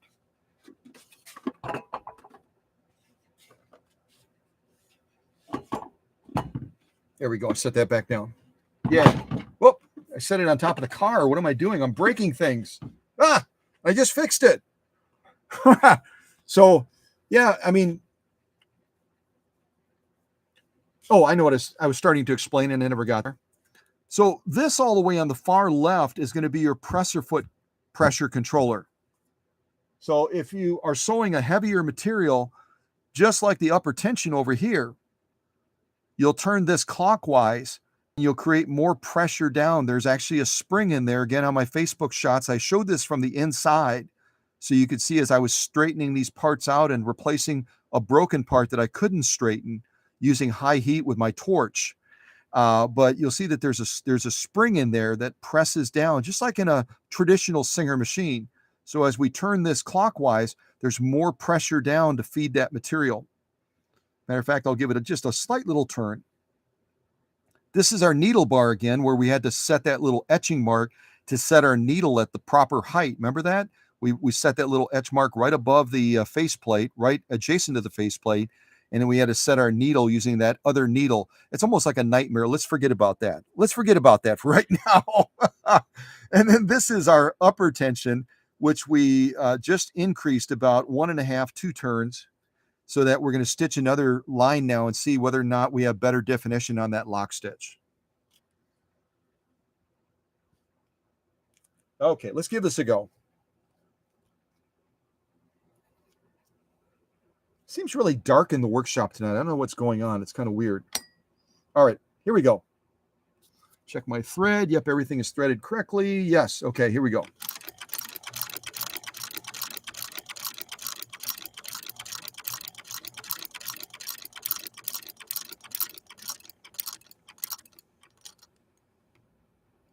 And you might be different, but when I get to the end of the stitch line, what I do is I then turn this balance wheel, because it's harder to control it with the hand crank really, really slow and get that needle at the highest position so you can remove that material. So that's what we're going to do next. Bring up your presser foot lever. I'll rotate this around. And again, whenever you make tension adjustments, you have to make sure you don't go too far, because then you can take away the definition. But you see the immediate impact that we brought through that subtle adjustment of that upper tension.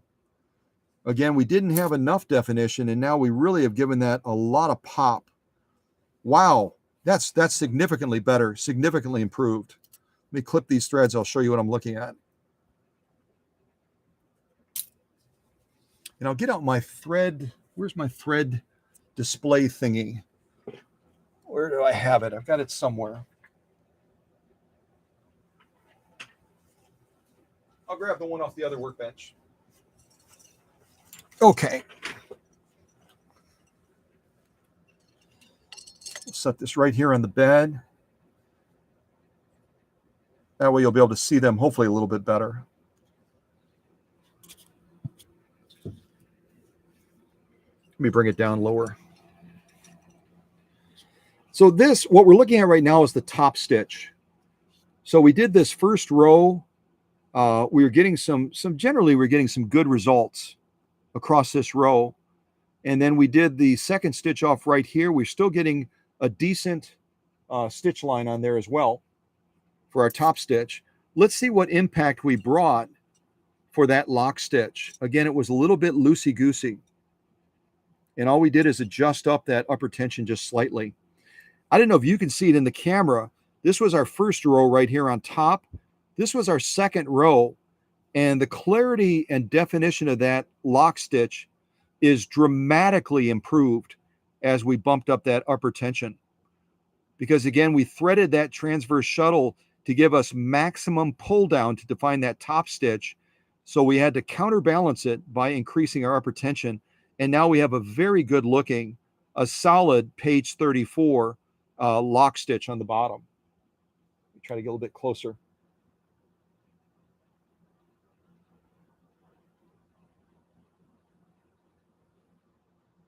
Much, much better looking.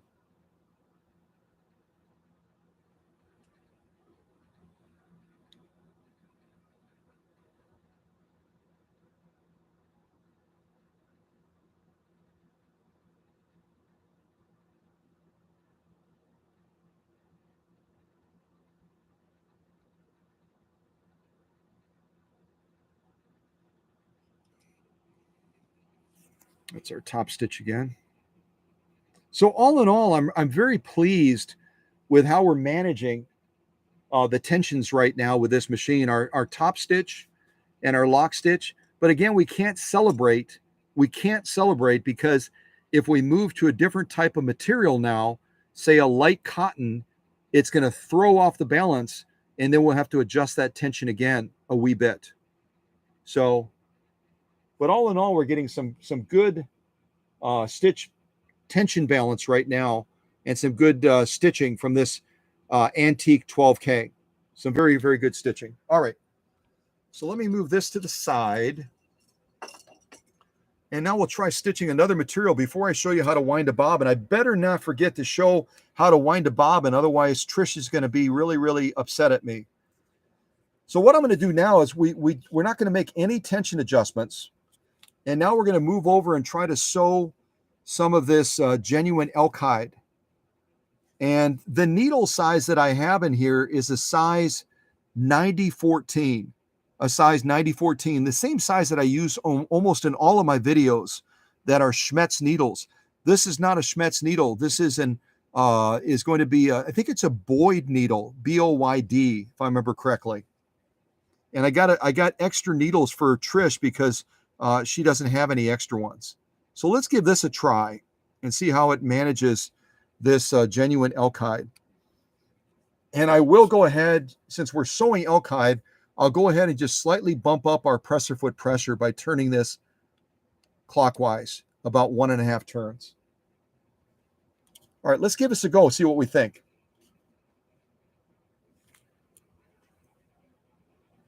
And that first stitch line is the one that I did on the last live stream on Trish's machine. So this stitch line is also her machine. We're just doing a new one now.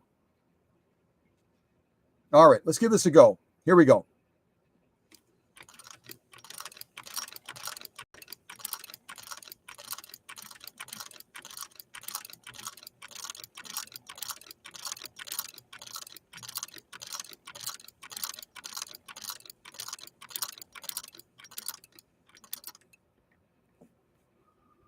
And again, as you change between materials, you might have to make adjustments. Right now, I'm seeing a good-looking top stitch. Let's see how our lock stitch turned out. Yeah, all in all, we've got a good-looking lock stitch too. It could probably use, looking at the size of these stitching. Again, when you're looking at stitching like this is the stitch line that we just did on the left. Well, you can see that because of the threads, duh. So we've got a decent looking top stitch. Actually, I would say a very good looking top stitch on this elk hide that we just sewed. Let me get a little bit closer to the camera. There we go. So on the left side, we've got a decent looking top stitch. The spacing, the formation of the stitching looks really, really good.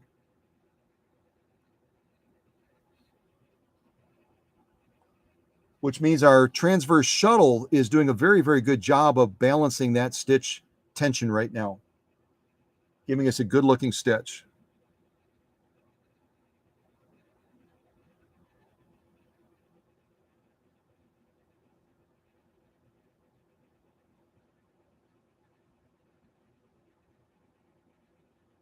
I did better in moving at that time because I was looking over my shoulder at the same time. And again, look at the thickness of what we just sewed with this antique Singer 12K. That's probably about 4, almost 5 ounces of genuine elk hide. And as I say in all of my videos, elk hide is chemically processed like protected full grain leather. So it fortifies the surface. It makes it even harder to pierce it. And this hand crank, if you had been turning the hand crank after I got done servicing it, you'd be like, wow, it just feels like butter. It just feels like butter. It's so easy to turn it. So we got some very, very good looking stitching. We turn it over.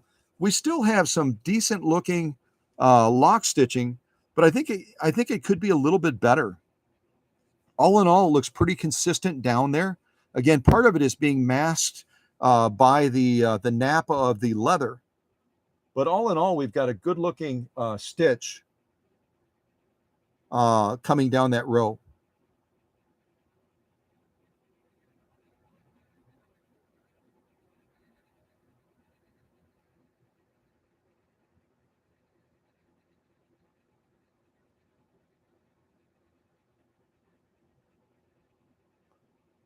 So can an antique machine from the 1800s that was designed for household use, as a matter of fact, this was called originally, before it was called a 12K.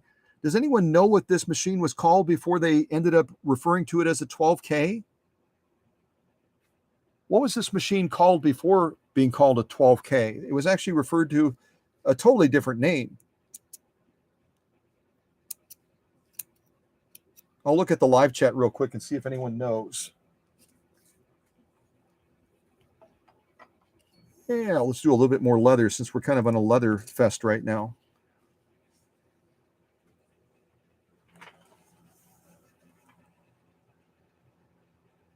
Fiddle base. That's the design of the machine body. The base is a fiddle style, which means it's curvaceous. It's kind of sexy, isn't it? It's got like sexy curving lines to it. Kind of move that leather, you can see it kind of moves in and out, and almost like, they used to do with their hands to describe a beautiful woman that had a nice figure. They would kind of go like this with their hands. That's kind of what we're seeing with the fiddle base. But it was actually called a new family sewing machine before it was called a 12K. It's called a new family sewing machine.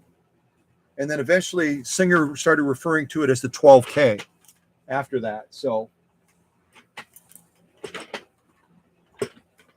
we're going to sew a little bit more leather now. We had success with the elk hide. And now we're going to try sewing some of this protected full grain leather. And again, you can see I've already stitched down it with 2 layers. Matter of fact, why don't I do this so that this doesn't get confusing? Let me go ahead and just cut these that I've already cut, and we'll sew on a piece that has no stitching on it. I'll throw this one to the side, and we'll get this into place. And again, protected grain leather, like genuine elk hide, does have a coating on it to fortify that surface and to protect it from staining. But by protecting it from staining, it also makes that piercing threshold go up. All right, let's see how this does. And what I might do before I do this, just because I think we had a really solid top stitch on that last one. Let me just look at it again real quick. Yeah, we had a really solid top stitch. Our lock stitch was a little bit weaker than it should be. So I'm just going to give this upper tension control right here about 1/2 to 3/4 of a turn to bump it up just a little bit more. And you can't see that in the shot. Right, there we go. Now you can see it. So I'm going to take this and I'm going to bump it up just a little bit more by turning it clockwise about 3/4 of a turn, because on the last sew off with the elk hide, and since we're sewing with similar materials now, we sewed elk hide. The lock stitch was okay, but it was a little bit on the weaker side. And now we're going to sew protected full grain leather that also has a similar consistency with that coated surface, chemically coated surface, to make it more durable and to make it stain resistant. We're going to bump this up a little bit more to see if we can presuppose that lock stitch will be a little bit weak otherwise. So I'm going to turn this about 3/4 of a turn. Hopefully I don't go too far. There we go. Angle that camera back down so you can watch the stitching. All right, let's crank this off and see what we think of this one. Again, protected full grain leather, sewn with this antique Singer 12K that belongs to Trish Rabin from the great state of Virginia. Here we go. And I can tell you, as I'm turning this hand crank, I can immediately feel that the piercing threshold of this protected full grain leather is actually higher than this elk hide by the resistance I'm getting as that needle is trying to go through that leather. So the thickness of the leather doesn't always define how high that piercing threshold is going to be.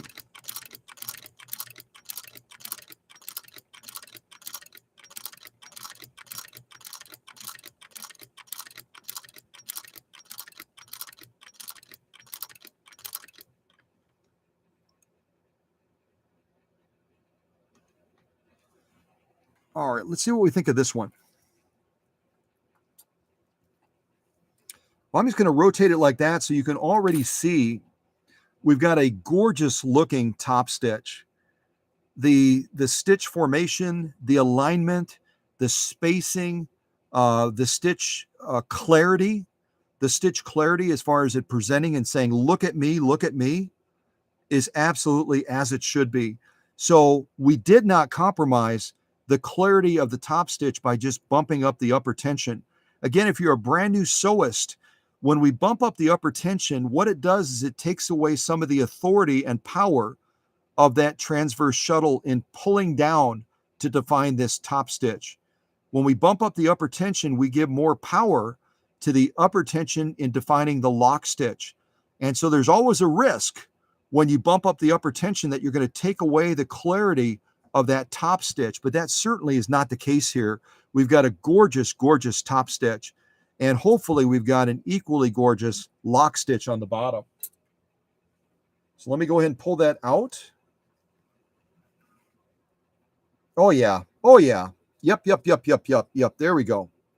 So at least working with leathers right now, we've got a very, very good balance with the pre-setup that we did on that transverse shuttle. Again, if you join the live stream late and you need a big laugh, you can watch me trying to thread this transverse shuttle near the beginning of this live stream using tweezers and feeling like I was just ready to go, ah!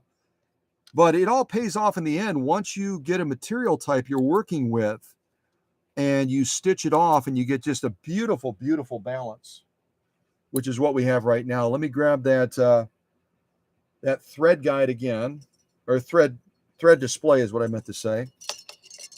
Actually, we'll get it lower. Lower.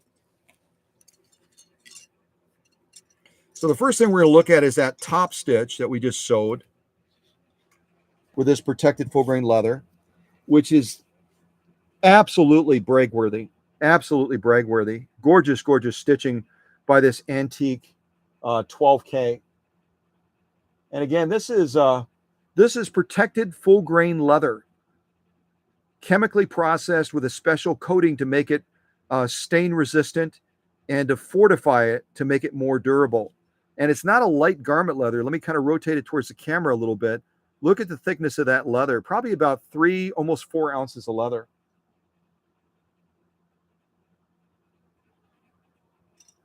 And just absolutely delivered the goods in laying down a beautiful, beautiful top stitch.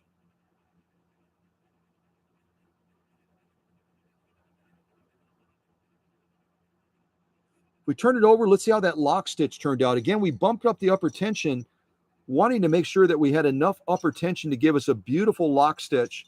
And that's exactly what we got. Look at that. Look at that lock stitching on the back of this protected full grain leather.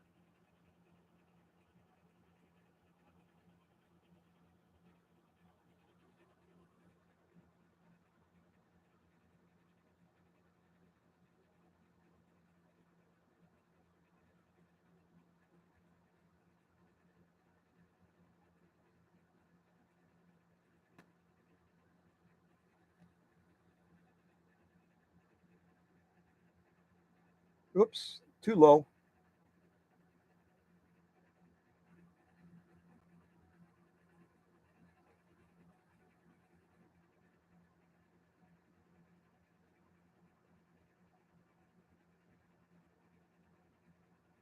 Folks, that is a solid page 34 plus.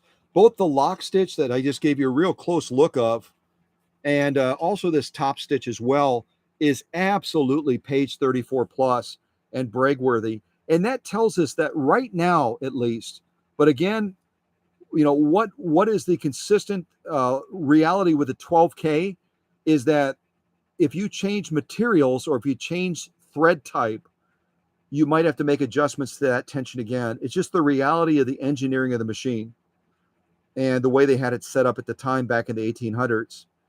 So, but right now, at least for sewing leather, we've got a beautiful balance between what that transverse shuttle is doing, the way we set it up to sew with those 4 different holes that we went through. Remember that?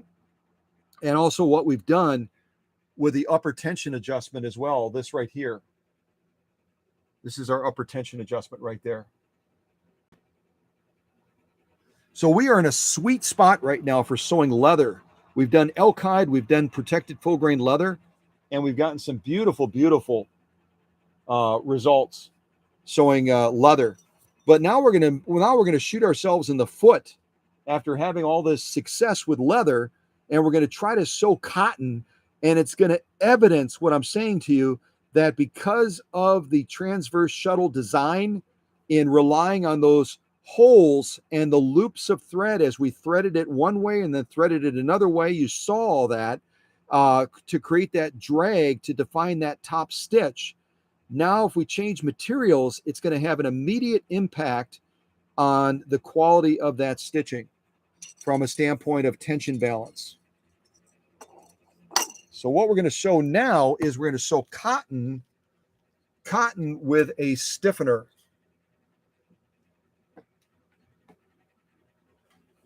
I've already done some of that on this piece, but I'll cut this off so we can start fresh.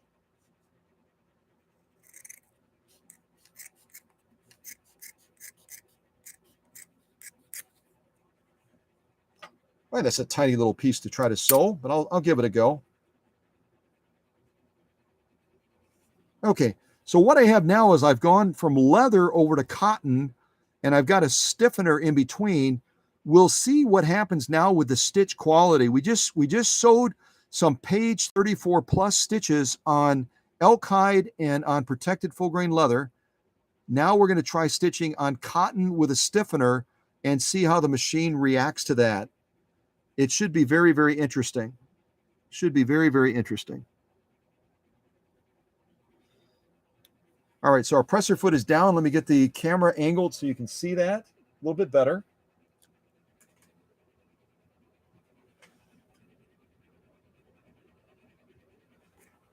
All right, let's try to go on this cotton now with the stiffener and see what results we get. Again, don't be surprised if all of a sudden the stitch tension balance goes wacky, not because of the fault of the machine, but just because this transverse shuttle is pre-threaded the way we set it up at the beginning of the live stream, and it's going to be pulling down really hard to give us a nice looking top stitch. We might have to make some adjustments. So let's see what happens.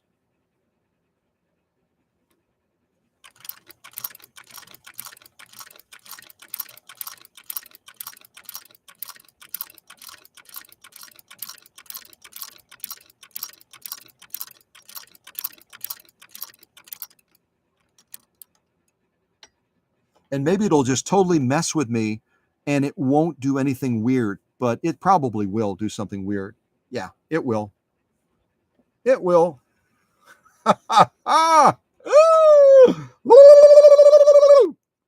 Oh, it's fun. It's fun. Because we know that we're going to win in the end. You know, the machine might challenge us a little bit, but we're going to win because we know what to do. We know what to do.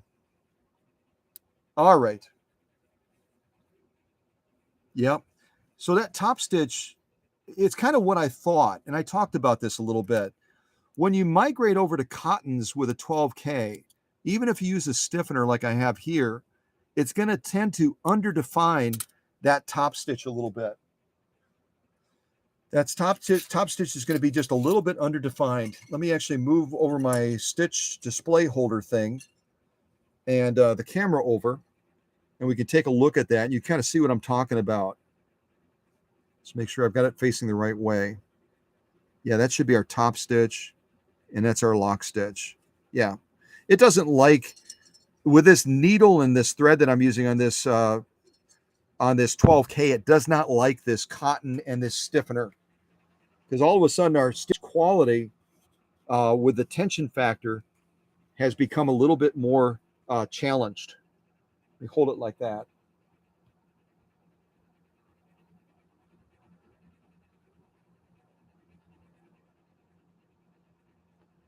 And you can see as the transverse shuttle and the upper tension are battling each other in a tug of war. Again, the transverse shuttle is going to be pulling down to try to define this top stitch. The upper tension is going to be pulling up to try to give us a better lock stitch, and they're in a constant tug of war battle. And when you're dealing with a material change like this, it's going to create some inconsistency in the stitch quality.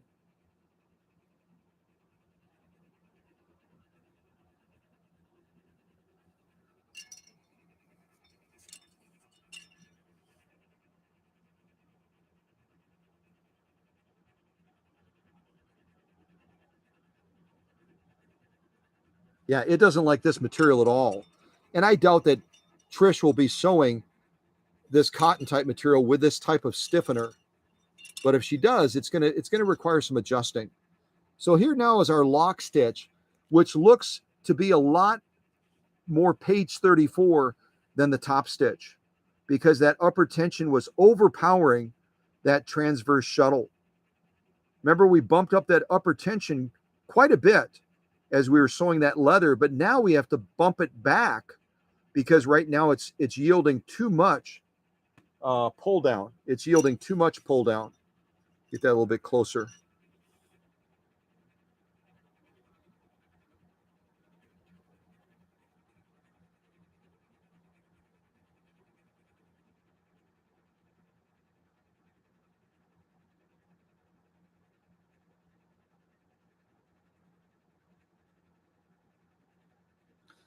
Put this behind there, see if that helps the camera focus a little bit better. There we go.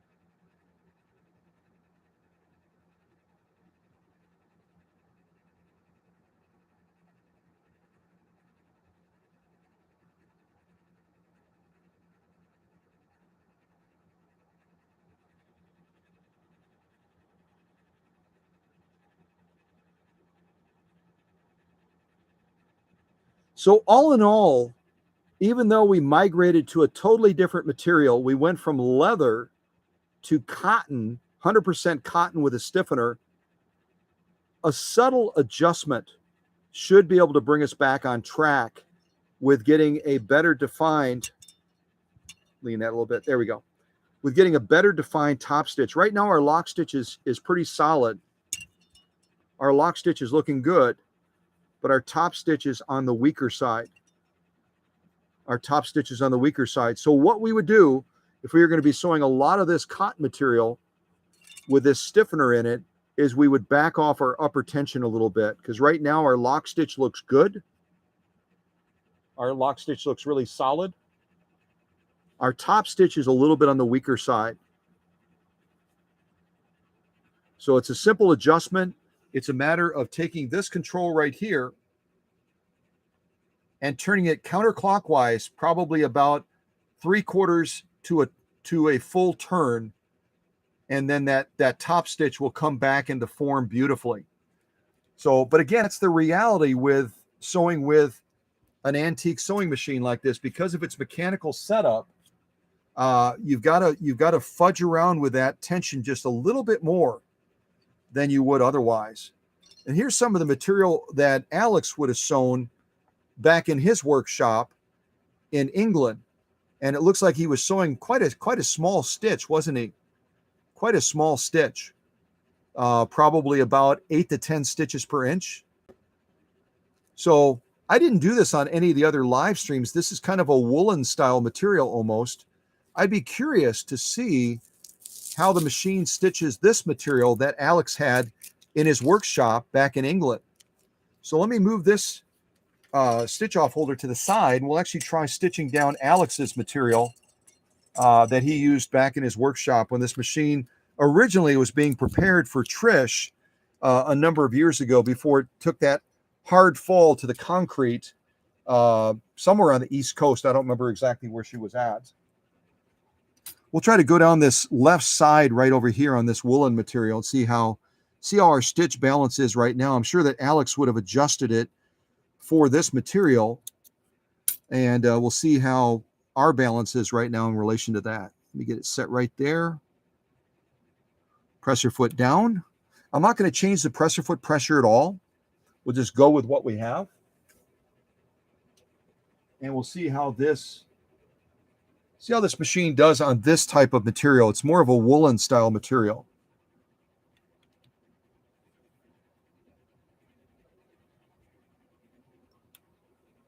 All right, here we go. Let's give it a go.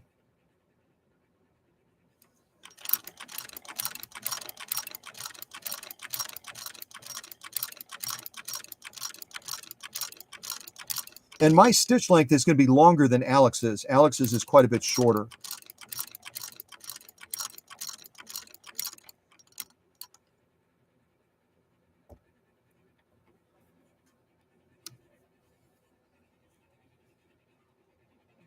Oh, yeah. Yeah, so we'd have to back off that upper tension dramatically. This type of material that Alex sewed on his in his workshop in England. Because right now we've got a really, really underdefined top stitch, and we've got a nicely defined lock stitch. I'll show you what I mean in just a few seconds. This is our top stitch facing up right now. But I better watch my time too. We're running kind of long, aren't we? How long have we been running already? Here, let's bring this over here. You'll see what I mean. The top stitch is really, really loosey-goosey right now. But this is the way that Alex would have set it up in his workshop to sew this particular type of material. And he may have been using an entirely different thread as well. Again, the thread and the material type on these 12Ks has a huge impact in trying to get that tension balance in place. So our tension is way out of whack right now, sewing this material that Alex would have used in his workshop.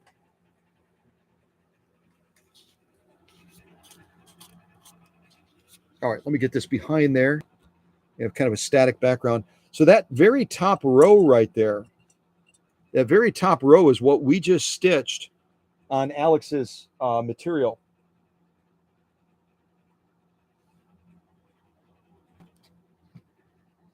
All right, let me get this camera reasonably straight here. See if I can get it in position.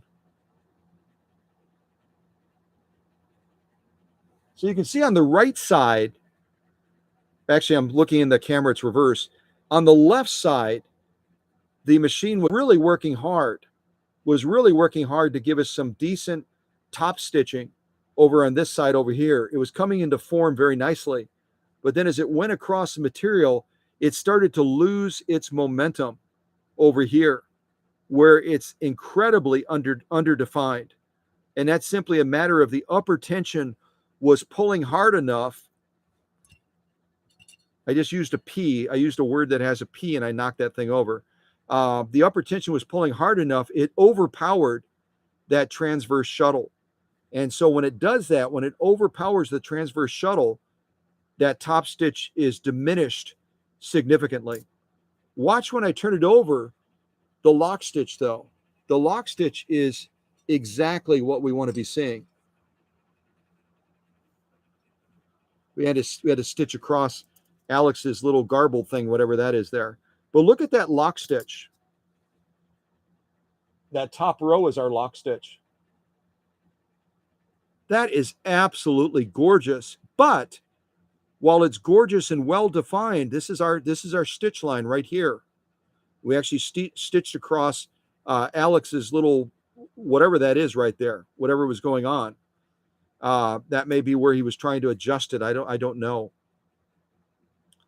But we've got a beautiful, beautiful lock stitch. It's just absolutely poppy, but it's too poppy because it's pulling too hard. And when it pulls too hard, there I used a P again. When it pulls too hard, what it does is it actually pulls that stitch and compresses it. You'll notice if you look closely, that stitch is actually smaller than it should be. And that's because that upper tension is pulling up too hard. But boy, is that a lovely, lovely lock stitch apart from being compressed.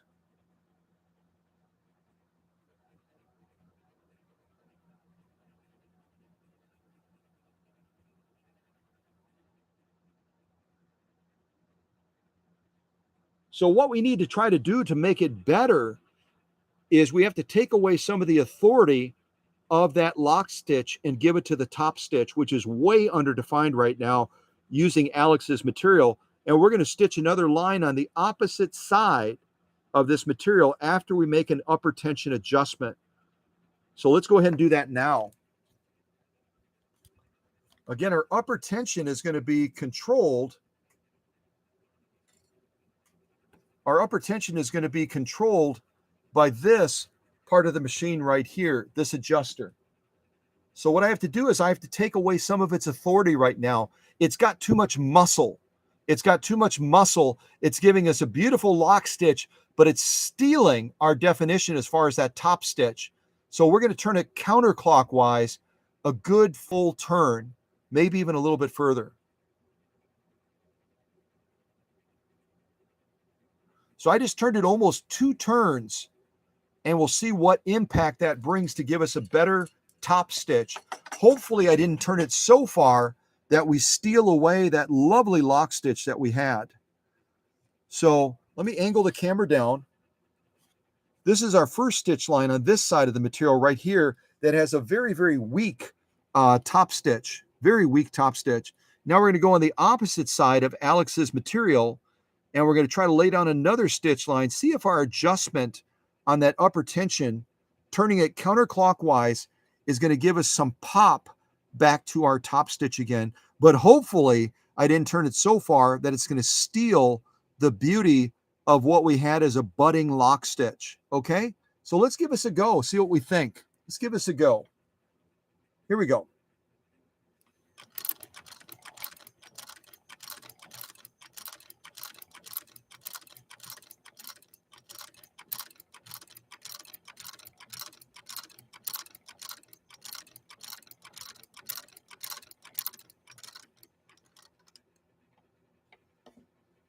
Oh yeah, it's starting to come into form now. I still probably need to go. I need to go a little bit further than I did, but you can see immediately the impact between what we got originally over here and over here, but it's still not enough yet. It's still not enough. We'd have to adjust it further. And that's the trickery of these 12Ks is you'll get a beautiful balance for one material, and then you'll have to adjust it again. And then when you go back to that original material again that you had a beautiful balance on, you've got to start all over again. So you have to kind of make a visual of, okay, how far up was it? And then look at adjusting it again. But again, to get better clarity of stitch for that top stitch, I've got to go even further. There we go. Now you can see it. I've got to go even further counterclockwise on this to try to bring that top stitch to life, sewing this type of material that Alex used in his workshop. So I'm going to go this way again, about another full two turns. I'll go 2.5 turns. We'll go wild here. And now we're going to try stitching it one more time. I don't have a lot of space to work with, but I'm going to give it a try. Give it a try here. And whatever we get this third try, we'll go with that, knowing that we could always adjust it further. The whole thing with adjusting tension is knowing what to do so you don't do the opposite of what you want. I've had, and I've shared this before, I've had experienced seamstresses that have contacted me saying they're battling a tension issue, and they'll for example, they'll say that my lock stitch is really weak, and so I've turned up the adjustment on the bobbin case, or in this case, the transverse shuttle. I've turned it up, I've threaded it through even more of those holes, but it's only getting worse. And that's because the transverse shuttle, or the bobbin, the traditional bobbin case, controls the top stitch, not the lock stitch. So if you're having a problem with the lock stitch being too loose, you have to end up bumping up your upper tension, not bumping up your bobbin tension. Does that make sense? I hope it does. So we're going to try this one more time. We backed off our tension a little bit more on the upper tension, trying to give a little bit more authority to this top stitch on this material that Alex used in his workshop. So I'm going to see where I'm going to sew here. Let's see. I'll just kind of go down the middle. It's going to be a little bit grungy, rough, but we'll do it anyway. Go right about there. And we'll stitch down this side now, and we'll compare it to these other two rows that we've already done. This inner row will be the second inner row, will be the one that we do now. We'll see what we get. All right, here we go.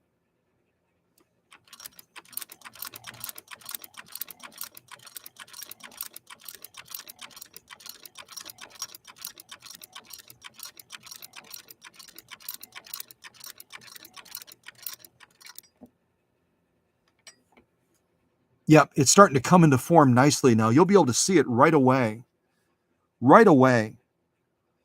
That row right there that we just did, this row right here on Alex's material, all of a sudden is saying, look at me, as that top stitch comes from almost a formless state over on this row, and even on this row as well, where we bumped it up more. Now we took away more of that upper tension so that transverse shuttle can pull down harder to define the top stitch, and all of a sudden the top stitch is starting to come to life. The only fear I have as we try to fine tune the tension sewing this woolen type material that Alex used in England is, have we taken away the beautiful definition of that lock stitch? We'll take a look at that just shortly. Let me draw this out. Give that a clip, draw those threads to the rear. But what a difference we've already brought. It's dramatic, the difference that we brought with simply making that upper tension adjustment between these two outer rows and then this inner row that we just stitched right now, taking more back from that upper tension. What a difference. Let's set it up on this stitch off holder and you'll be able to look at it yourself.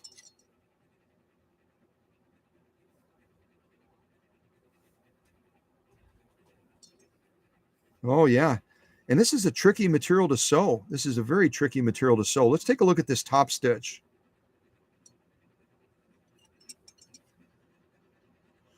So I can see, we're starting to win the battle on this woolen type material.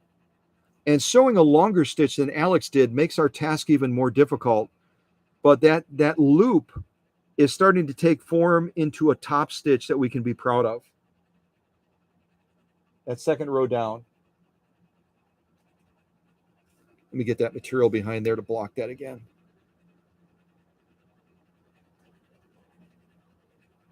Well, what I'm trying to highlight through all of this for you is it's a tricky process when you change between materials with these 12Ks to try to maintain a tension balance that is it's coexisting between the top and the bottom stitching. Very, very tricky prospect. And here where we're always starting to get a nicely defined top stitch, I went a little bit too far, and now we're taking away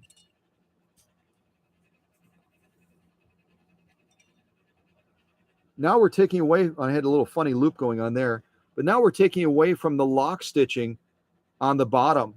where before we had an overly poppy lock stitch on that top row. Now I've turned it too far, and now all of a sudden we've got a top stitch that's coming into form, but we've got a lock stitch now that's coming out of form again. So it's just a tricky proposition when you're changing material types and you're using certain types of thread with this type of machine with the mechanics that it had at that time.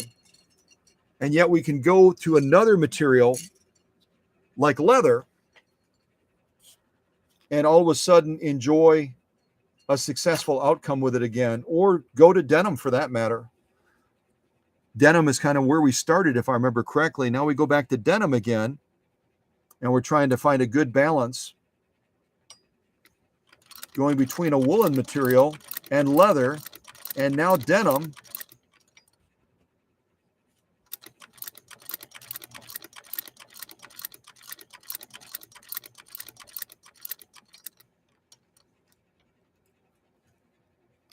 And here,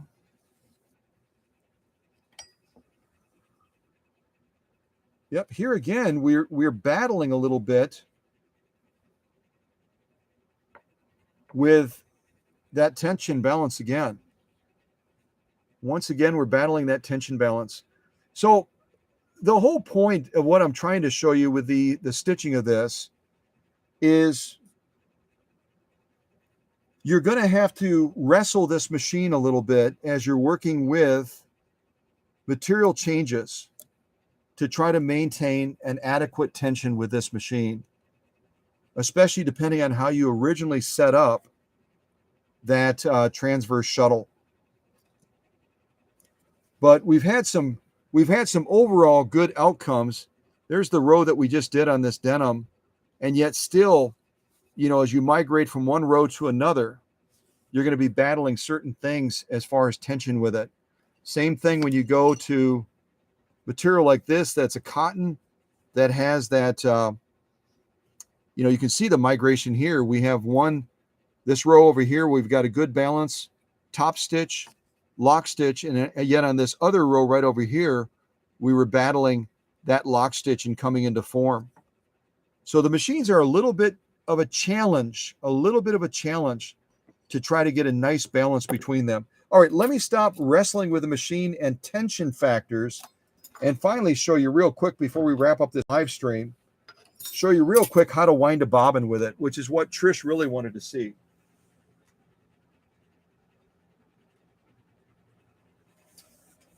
Let's see. Fourth Oaks Living, is that what it says? Four Oaks Living. Four Oaks Living. This dual duty XP thread, right here you can see the top of the spool. This is going to be probably pretty close to a 40 weight thread. It's going to be pretty close, probably a little bit on the lighter side of that. But this dual duty XP is generally a good universal generalist type thread to be stitching with. Generally, it's pretty solid as far as going between different material types. I've used it on leather, I've used it on cotton, I've used it on a variety of different materials, including canvas, and it generally does a decent job. But again, an antique machine like this is going to be a lot more sensitive when it comes to changing between material types. Okay, so this long bobbin, I'm going to show you how to wind a bobbin real quick. This long bobbin is actually for a model 27, but I'm going to try to get it to work with this machine because I did not have another long bobbin that would work with this 12K. So let's give it a try. Again, we're going to focus just on winding a bobbin now. The first thing we need to do, though, and I don't know if my camera is going to stretch that far. See if I can move my camera just a little bit.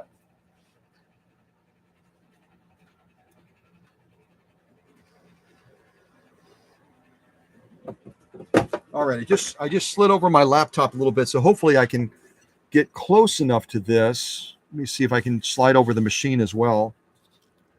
What I wanted to show you is on the side of the machine, there's a clutch release.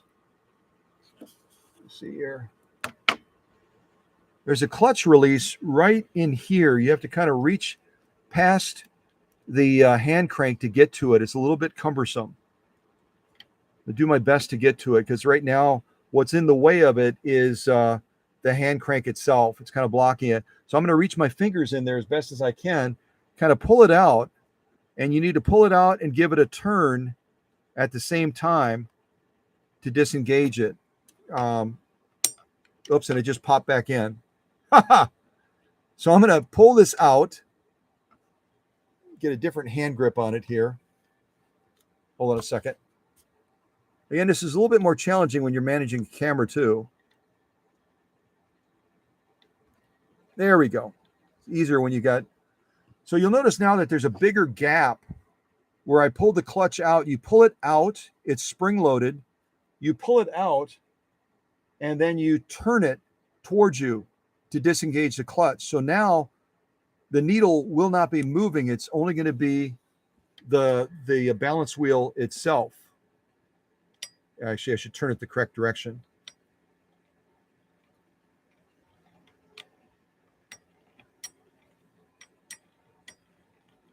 And you do the opposite when you want to re-engage the clutch. You pull it out a little bit and you rotate it, and then it falls back into a groove on the main shaft. But winding a bobbin, let's focus on that. Now that we've battled this machine up and down, and we've had great success with some materials, other materials have really given us a bit of a challenge. Even the setup of the machine has given us a little bit of challenge. Now, these 12Ks are going to be set up differently. Some of them you're going to have to rotate this into position so that it makes contact. The bobbin winding tire makes contact with the balance wheel. You'll basically rotate it into position. This one is spring-loaded, where as I push that long bobbin in, you can kind of see it moves that wheel into the balance wheel to make contact. So that's kind of the way we're going to set this up. And again, this is not the correct long bobbin for this machine, but I tested it a little bit before off camera, and it seems to work pretty well. It's not ideal, but it seems to work pretty well.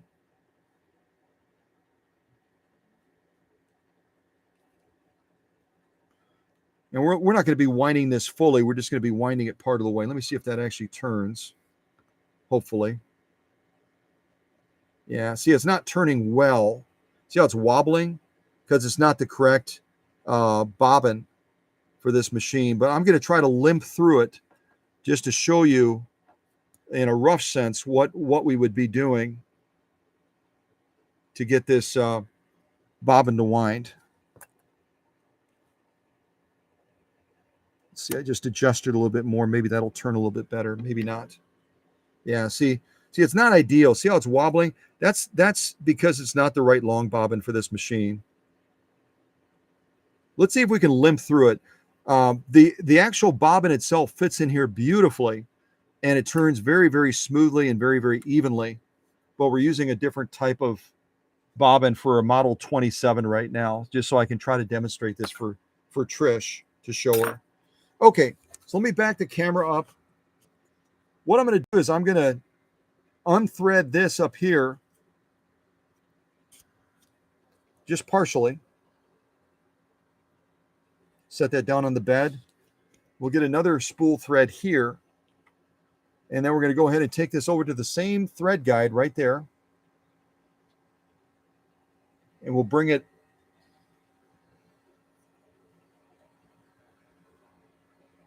across the machine like this. And the one thing that they recommend that you do, some people do it, some people don't. So again, we've got this set up right now. Thread there, this thread guide across the front of the machine. What they do recommend in some of the circles that I saw is that when you're setting this long bobbin up in here, that you actually tuck the thread in between here and there, and it kind of holds it in place. That way you don't have to wind it around the bobbin like we sometimes have to do. Why don't we do it that way? We'll see if that will work, even though it's not the correct long bobbin. So what I'll do is I'll kind of take that thread and I'll kind of tuck it in there so that the long bobbin is going to hold it into place. Hopefully. Push that in. So now we've got thread that just came out. because it's the wrong long bobbin. Let me see if I can get it in there a little bit better.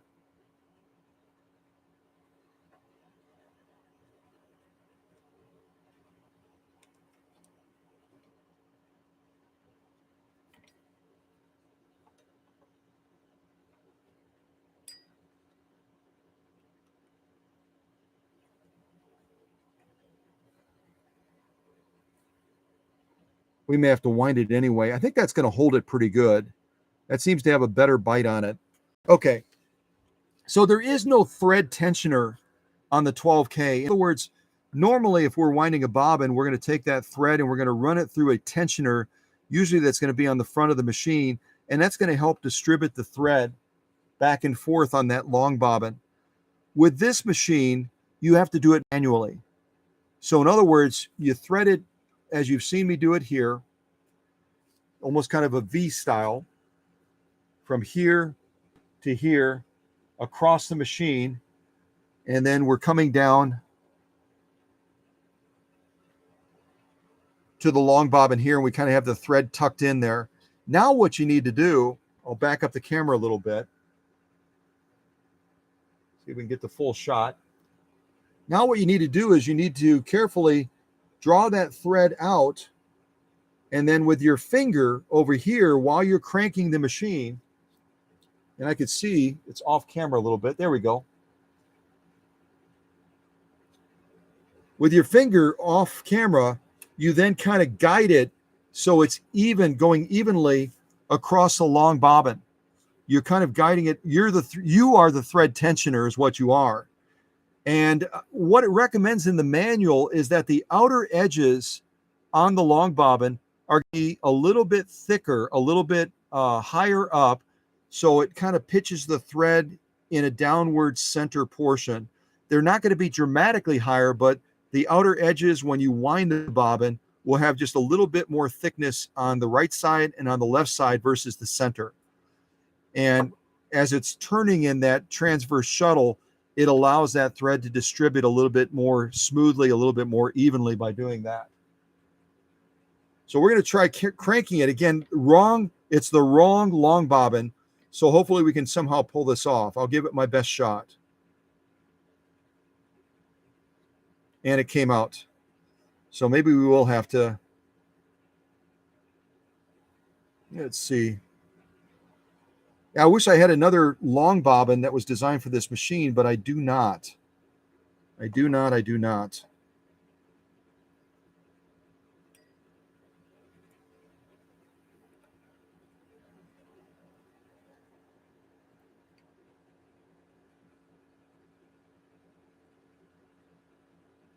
All right, let's see if I can get this going enough that I can get across one time to hold the thread down. Then I can at least show you kind of what I'm trying to accomplish here.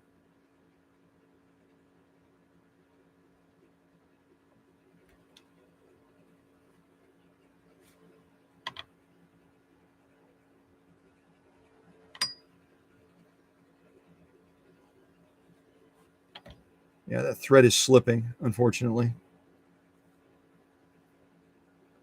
Trish, I wish I had another bobbin, kiddo, but I don't. I wish I had another bobbin. Let's see if I can do it like that.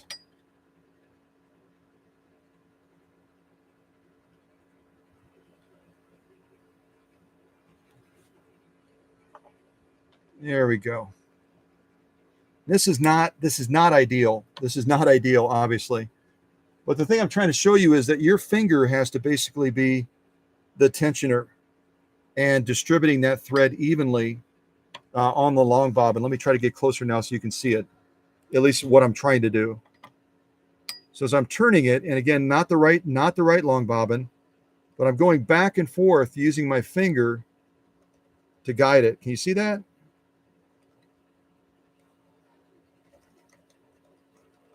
And again, a 12K long bobbin would be turning beautifully in here. It wouldn't be awkward. It wouldn't be doing anything weird whatsoever. But there is no tensioner, so you act as the tensioner as you're trying to distribute this thread evenly. Again, on the outside, you're going a little bit higher up I should say on the outer side, you're going a little bit higher up than you are in the center of the long bobbin. See how I'm kind of moving it manually, guiding it as best as I can with this class 27 long bobbin.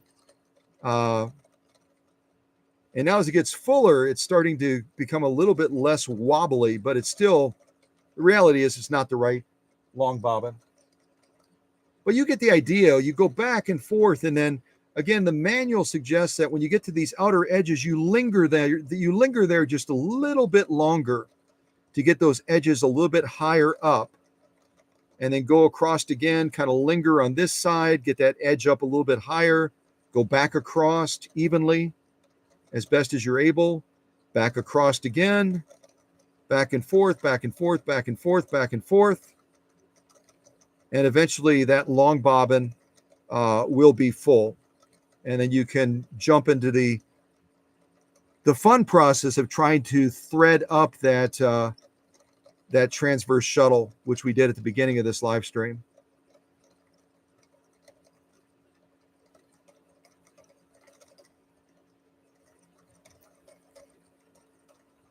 Well, you get the idea. So even though this is, we're making lemonade out of lemons, as they say. That's how you wind the bobbin, Trish. And you'll have the correct bobbin, long bobbin, so it will be turning smoothly and beautifully. Also, when I wound your bobbin that's in the machine right now, that thread did tuck in there very nicely, and you didn't have to wind around the long bobbin like I just did with this class 27 long bobbin. You'll be able to just tuck it in that edge that's spring loaded, and it'll hold that thread, and then you can just use your finger to distribute that thread evenly across the bobbin and just raise up those outer edges a little bit higher. So, folks, I'm wiped out. You probably are as well. It's a very labor-intensive machine. It's a beautiful machine. And once you get it set up and you choose that material type that you like, then you can get some stitch quality like you saw it do on this leather today. Once we got that balance just right for leather, it was incredibly happy. But as we went through some of those other material types, the machine will struggle a little bit until you find that sweet balance. But hopefully you found this helpful. If nothing else, it gave you a laugh as I was struggling with some of the setup that this machine requires. But I'm excited to get this machine packed up safely, and soon enough heading back to Trish in Virginia so that she can begin to enjoy the machine again and put it to work. So that's it. I'm done. I'll look at the chat, see if there's any questions I need to answer, and then we'll get this machine shipped off to Virginia. All right, there we go. Move this back. Oh, the other thing I was going to show you real quick before we wrap this up, real quick, is some of you that saw the Facebook posts, well, you saw that this entire base was pulled into basically 3 sections because the glue had broken and given way, which is why the machine fell. But this also had separations on it as well. And you notice now after I've re-glued that and used stretch wrap to compress it, these seams on this lid as well, which is just as important as the base, are now nice and snug. Before they had huge gaps in them. See over here as well. And sometimes just because of the wood is degraded and also some of this wood had chipped as well as a result of the fall, those tiny little spaces there, I also filled with wood glue as well so that the seam is nice and secure. Kind of hard to see a little bit. Same thing down here on this seam. There's a big gap, no gap any longer. Nice and tight. And nice and tight on that one as well. So You know, if you have to do a repair on one of these, it's cumbersome. Oh, this little box for storage also had gaps along here, and I filled that in with wood glue as well. You can see that in the Facebook shots. But really a big project, but it's worthwhile once you get done and you're able to see the fruits of your labor. So with that, I'll look at the live stream chat, see if there's any thing I need to say. Otherwise, I'll put on some Christmas music and we'll wrap this up.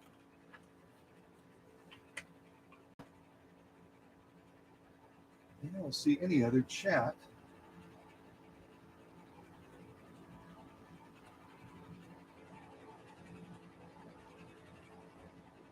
Well, either you guys fell asleep or something. I don't see any chat after Four Oaks Living asked about the weight of the thread, which again is a Coates and Clark XP thread.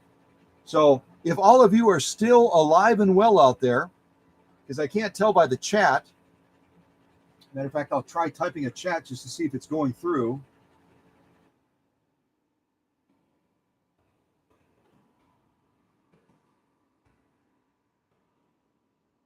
Yep, it's going through. And this did run much, much longer than I expected. It's East Coast time. It's after 10 o'clock right now. I thought we would be done well before this. But it's just setting the machine up alone is a time-consuming process, isn't it? Now that you've seen that. So hopefully you found this helpful. And if you have a 12K, if you weren't sure, how does this transverse shuttle work? How do I set it up? What are all these little holes on it? And also, as far as adjusting pressure foot pressure, which we did during this live stream, adjusting upper tension, as well as we were challenged by some of those different materials we tried to sew, and also setting the needle, and then also awkwardly showing you how to wind a bobbin on the machine as well. So this again was at the request of Trish, just so that she had this as a resource when she gets the machine back. And hopefully it's a resource to others as well. So with that, I'm going to put on some music and you can wrap up your chat. Yes, we are here. Yeah, the update on the contest, Susie, I posted it on Facebook. We got enough entries to move forward with the contest. So the judges are looking at the entries right now. I've forwarded it to all the judges, and they're going to be providing me their vote for their first choice and their third choice by this Monday at noon. So by the end of the day on Monday, I'll be able to post who the grand prize winner is, who the second runner-up is, and who the third runner-up is by this Monday, which I think is the 12th of December, if I'm not mistaken. I think Monday's the 12th of December. So I've asked the judges to give me their votes by noon on Monday. So then if I'm tied up with other things, by the end of the day on Monday, I'll be able to post on Facebook. And I might also do a brief live stream as well and announce the winner. And then I'm gonna actually call the winner. I'm gonna ask them for a phone number. I'll call them, and then I'm gonna have them read their story on a live stream. So maybe what I'll do is I'll just post on Facebook on Monday. I'll get in contact with that winner.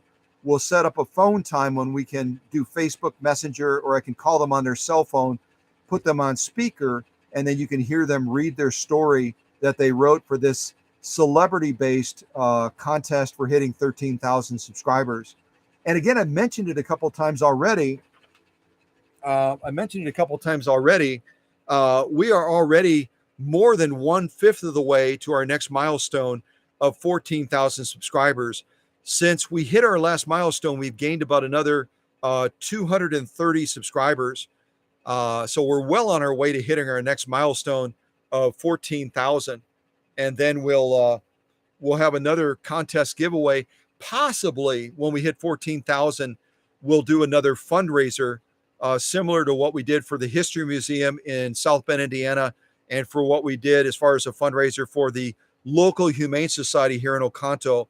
And again, I'm kind of leaning towards wanting to do a fundraiser to benefit an organization that helps battered women or displaced children. You know what I'm talking about? Where there's a bad situation in a household and the mother and the children have to leave, otherwise they're going to be in a horrible position of being abused or beaten up or hurt in some other way, and they're in a they're in a situation where that they're in a temporary housing situation.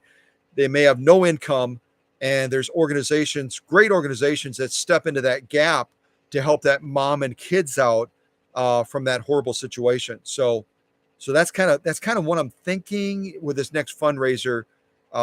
Whether we do it at 14,000 or 15,000 or some other number, but that's probably going to be the next fundraiser we do. So with all of that, this 12K has just beat me up, but I think in the end we won. We did some great sew offs on it. It's fully repaired. If you didn't see it on Facebook, these were totally bent, and there was other damage inside as well that I had to repair. And now the machine is just as it should be. The base is better than new.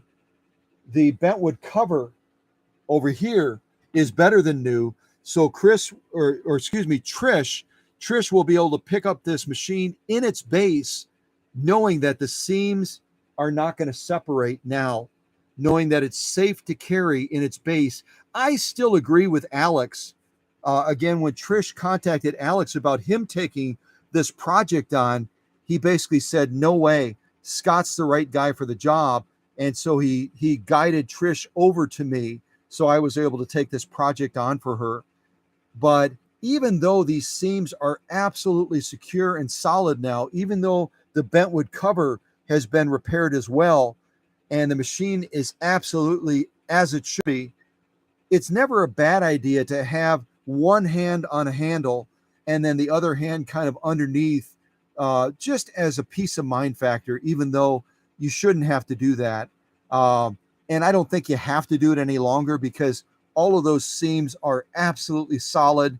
The bentwood cover is solid, and Trish should be able to carry it as it was designed with that handle now. But, peace of mind, if she wants to have a hand underneath, that's fine as well. So that's it, folks. I'm wiped out. Hope you enjoyed it. Hope you learned a lot. That was really the purpose of this, is to be a tutorial for Trish and others in showing everything that I showed you on this machine, and then celebrating some great outcomes wherever they are. They're somewhere around here. Celebrating some great outcomes in sewing different materials with this antique 12K as well. Actually, I think this is the one that I did. I did all of these on this 12K, but everything from protected full grain leather to elk hide to 100% cotton. So, we even sewed Alex's material as well with a larger stitch. So that's it, folks. I'm signing off, and I'll put on some Christmas music to wrap it up.